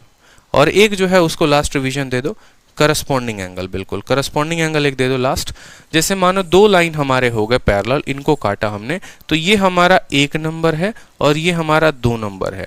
1 नंबर और 2 नंबर कौन से कोण है, करस्पॉन्डिंग है। तो बोलोगे सर 1 और 2 बराबर है करस्पॉन्डिंग से। ये हमारा 3 नंबर है और ये हमारा 4 नंबर है। तो 3 और 4 किसके थ्रू बराबर है, करस्पॉन्डिंग से, ठीक है। अगर हम इसको 5 नंबर देते हैं, इसको 6 नंबर देते हैं, तो 5 और 6 क्या होंगे, करस्पॉन्डिंग से बराबर है। ये 7 नंबर है, ये 8 नंबर है, तो 7 और 8 किससे बराबर होंगे, करस्पॉन्डिंग से। तो हमने पढ़ लिया इंटीरियर भी, हमने पढ़ लिया करस्पॉन्डिंग भी, ऑल्टरनेट भी, हर कुछ हमने क्लैरिटी अपने मन में रख ली, ताकि कोई भी डाउट हमें ना हो। अब आ जाते हैं अपने एग्जाम्पल के तरफ। एग्जाम्पल में क्या बोला गया है समझिएगा। 3 बिंदु हैं, 3 लाइन है, L, M और N। तीनों के तीनों जो है आपस में पैरेलल हैं, समानांतर हैं। और यहाँ पर ये कोण 45 है, ये कोण 60 है।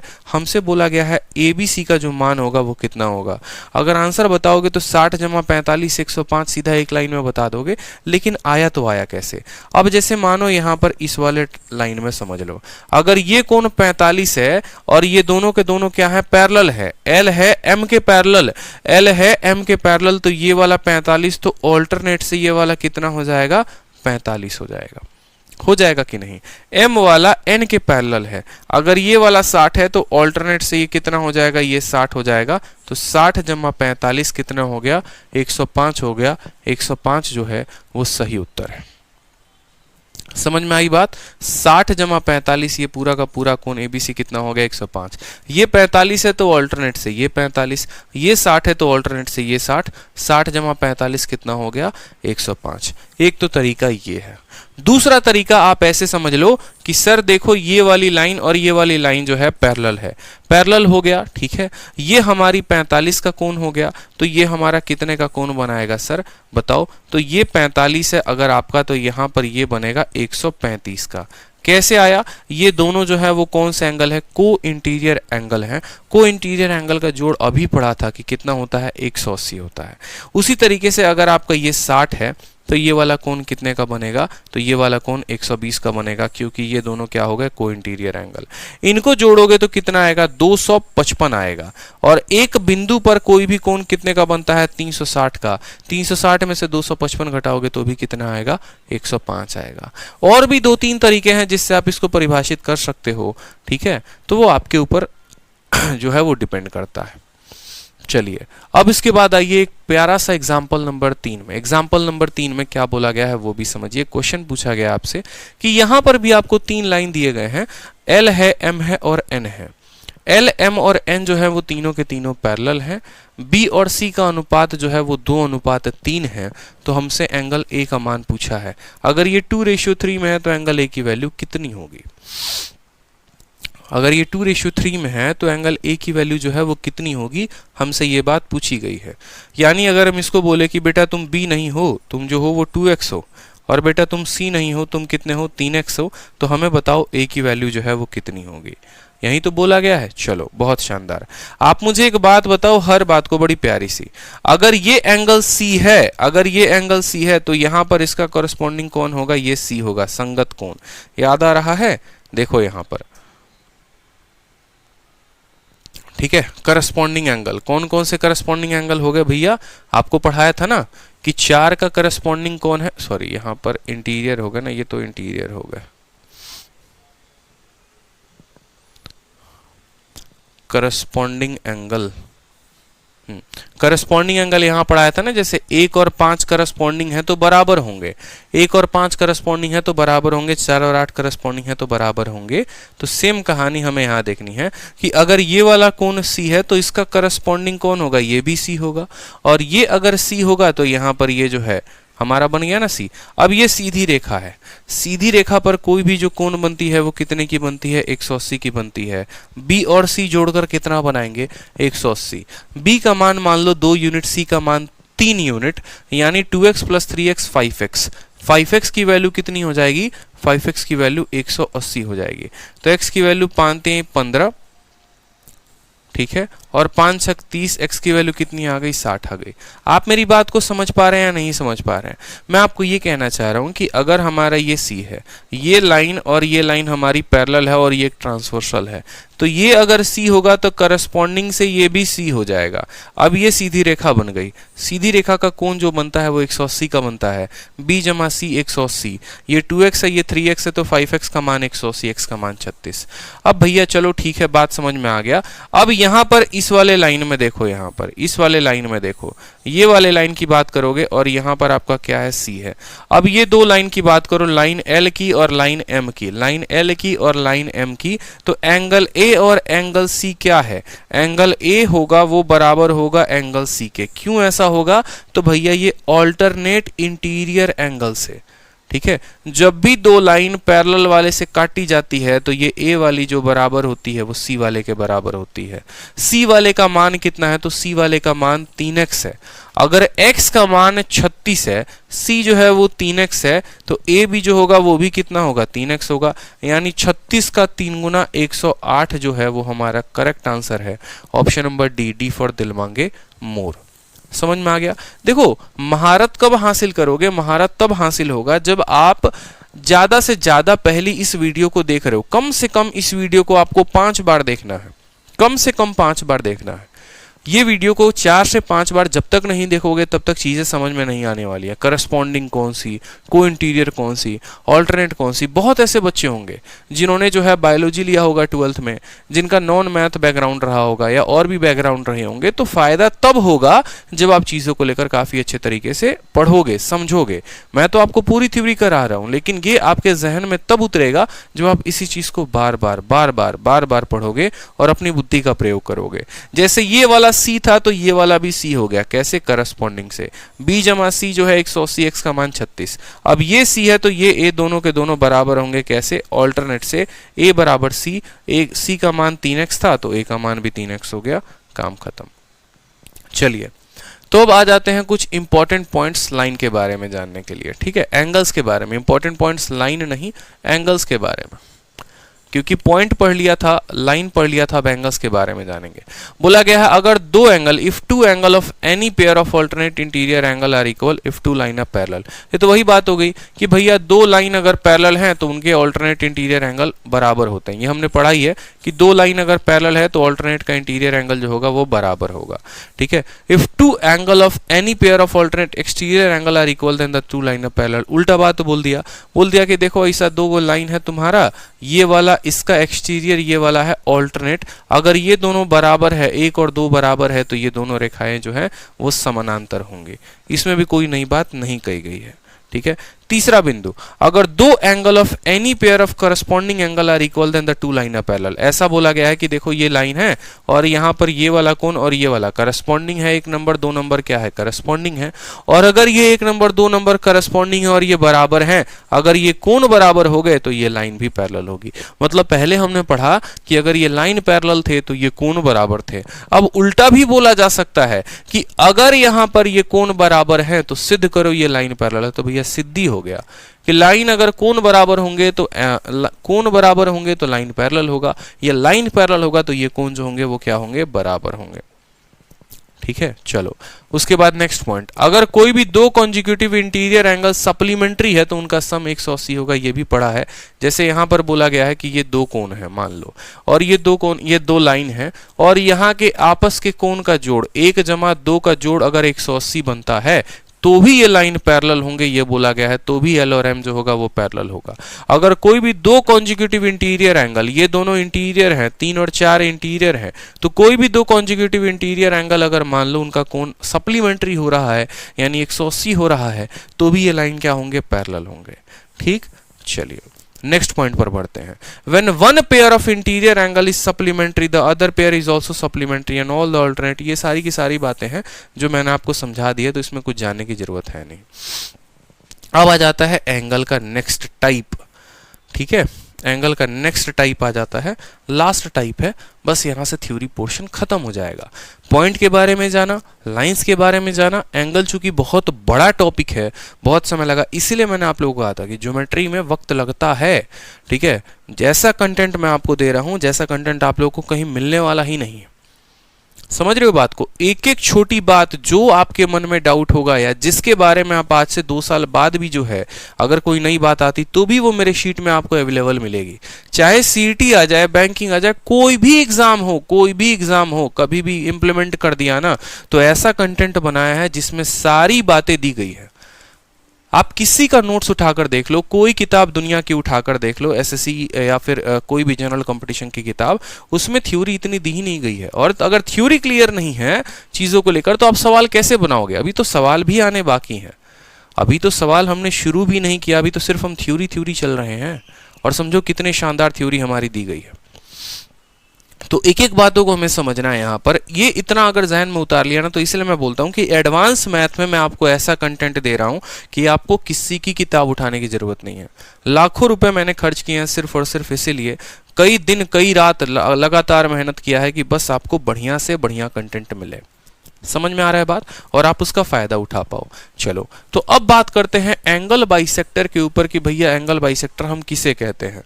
ठीक है, तो एंगल बाइसेक्टर कौन है? एन एंगल बाइसेक्टर जब तक An angle bisector is a line or ray that divide an angle into दो congruent angle। ठीक है, दो बराबर के एंगल में बांट देना तो उसको बोलते हैं कोण समद्विभाजक। कोण समद्विभाजक वह रेखा या किरण होती है जो किसी भी कोण को दो बराबर भागों में बांटे।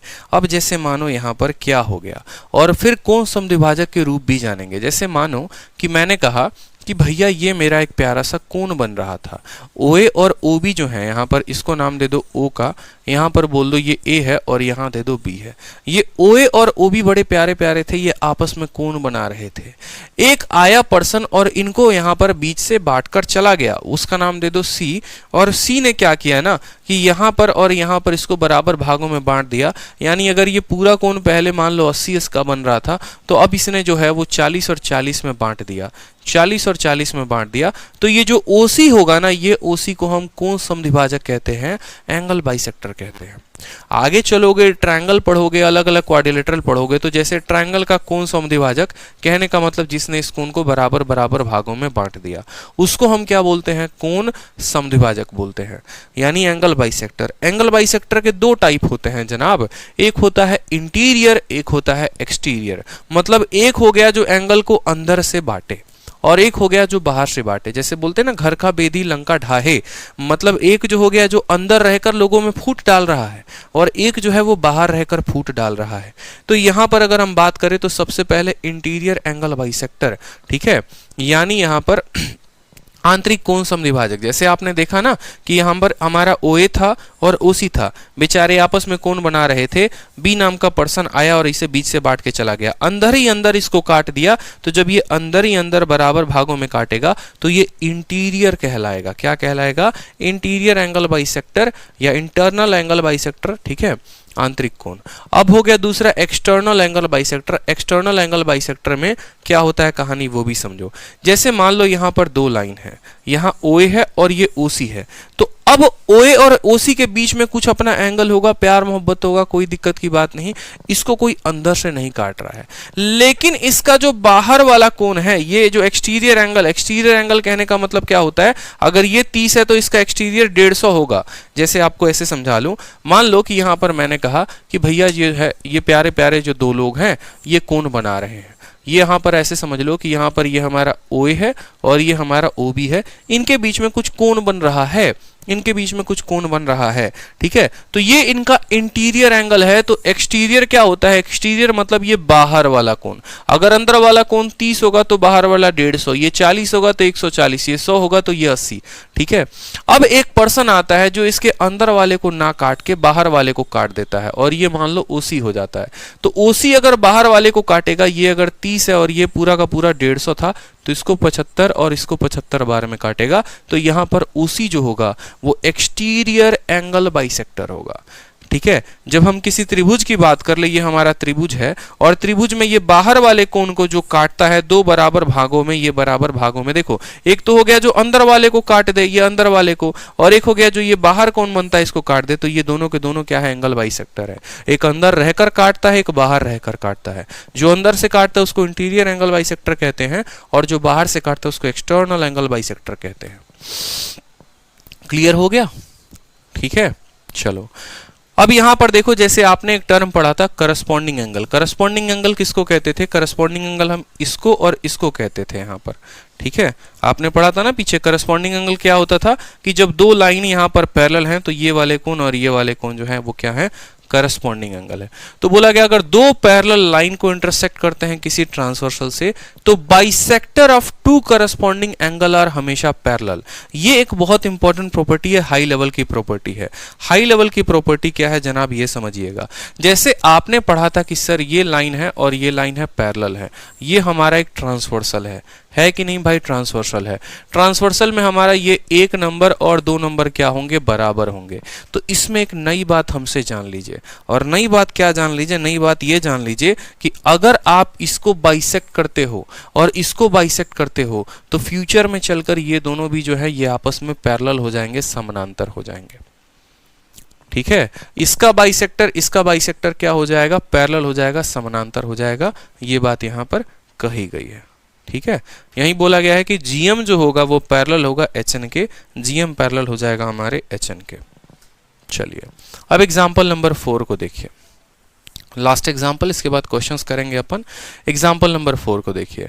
दिए गए फोटो में जो L1 है वो पैरेलल है किसके? L2 के पैरेलल है, और AB और जो है AB और BC जो है, ये जो AB है ना ये बाइसेक्टर है, यानी B और B बराबर भागों में बांट रहा है, और BC जो है ये भी एंगल बाइसेक्टर है, मतलब ये भी कोण को बराबर भागों में बांट रहा है। तो एंगल A, B और C का हमसे मान पूछा गया है कि बताओ एंगल ABC का मान कितना होगा। अब जरा गौर से देखो, ठीक है। यहां बोला गया है दो लाइन जो है वो पैरेलल है और एंगल बाइसेक्टर है। अब यहां पर देखोगे तो ये एंगल बाइसेक्टर है तो ये B और B होगा, ये भी एंगल बाइसेक्टर है तो ये B और B होगा। आपको जैसे पता है, क्या पता है यहां पर कि ये एक त्रिभुज हो गया, मान लो यहां पर ये क्या हो गया? ये एक त्रिभुज हो गया कि नहीं हो गया? ये त्रिभुज हो गया। त्रिभुज का तीनों कोण का जोड़ 180 होता है। यहाँ पर अगर ये A है और ये B है तो ये वाला कोण कितना होगा, तो 180 में से घटाने पर आएगा। अब यहाँ पर समझेंगे एक बात को, छोटी छोटी बातों को और समझिए, सारी बातों को भूलिए। मान लीजिए कि ये वाली लाइन जो है इसके पैरेलल है, मान लीजिए क्या ये सवाल में दिया ही गया है कि ये पैरेलल है, तो आपका ये वाला कोण और ये वाला कोण, ये दोनों कोण का जोड़ कितना होगा, आप मुझे ये बताओ। को इंटीरियर एंगल से दोनों का जोड़ जो होगा वो हमारा 180 होगा। समझ गए मेरी बात को, क्या होगा, यानी ये पूरा कोण और ये पूरा कोण दोनों को जोड़ने पर आएगा 180, यानी एंगल ए का 2 गुना और एंगल बी का 2 गुना जो होगा वो कितना होगा, 180 होगा। ठीक है, 2 से अगर सबको भाग कर दोगे तो a प्लस बी का जो मान आएगा वो कितना आएगा, 90 डिग्री आएगा।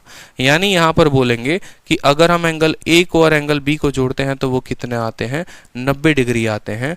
तो यहाँ पर जो एंगल ये बच गया, ठीक है, एक त्रिभुज के तीनों कोण जो होते हैं वो 180 होते हैं। अगर इन दोनों को जोड़ने पर 90 आ रहा है तो तीसरा वाला कितना होगा, तीसरा वाला 90 होगा।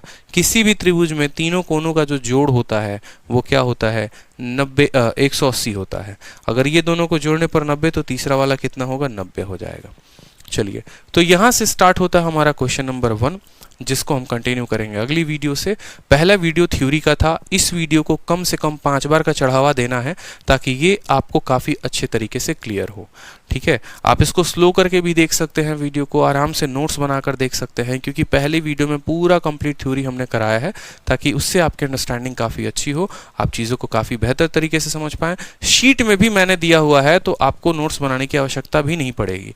एक एक बात जितनी हमने पढ़ाई है वो सभी की सभी बात शीट में लिखी हुई है, आप शीट को एक बार पलट के देखिए। मेहनत आप ज़्यादा से ज़्यादा करें, इसलिए मैं आप लोगों के लिए काफ़ी चीज़ें जो है वो शॉर्ट करते चला जा रहा हूँ, जहाँ से आपकी जो है मेहनत कम लगे और आप पढ़ाई में ज़्यादा फोकस कर पाएँ। उदाहरण के तौर पर जैसे नोट्स बनाते 4-5 घंटे बर्बाद होते, तो मैंने क्या करवाया कि उसको शीट में ही मैंने टाइप करवा दिया। ठीक है, आप जाओ प्रिंट आउट करवा के लेके आओ तो नोट्स बनाने की उसकी आवश्यकता नहीं पड़ेगी। बस वीडियो को ज़्यादा से ज़्यादा रिवाइज करो, कंसेप्ट को सीखो, बार बार प्रैक्टिस करो, ये इंपॉर्टेंट है।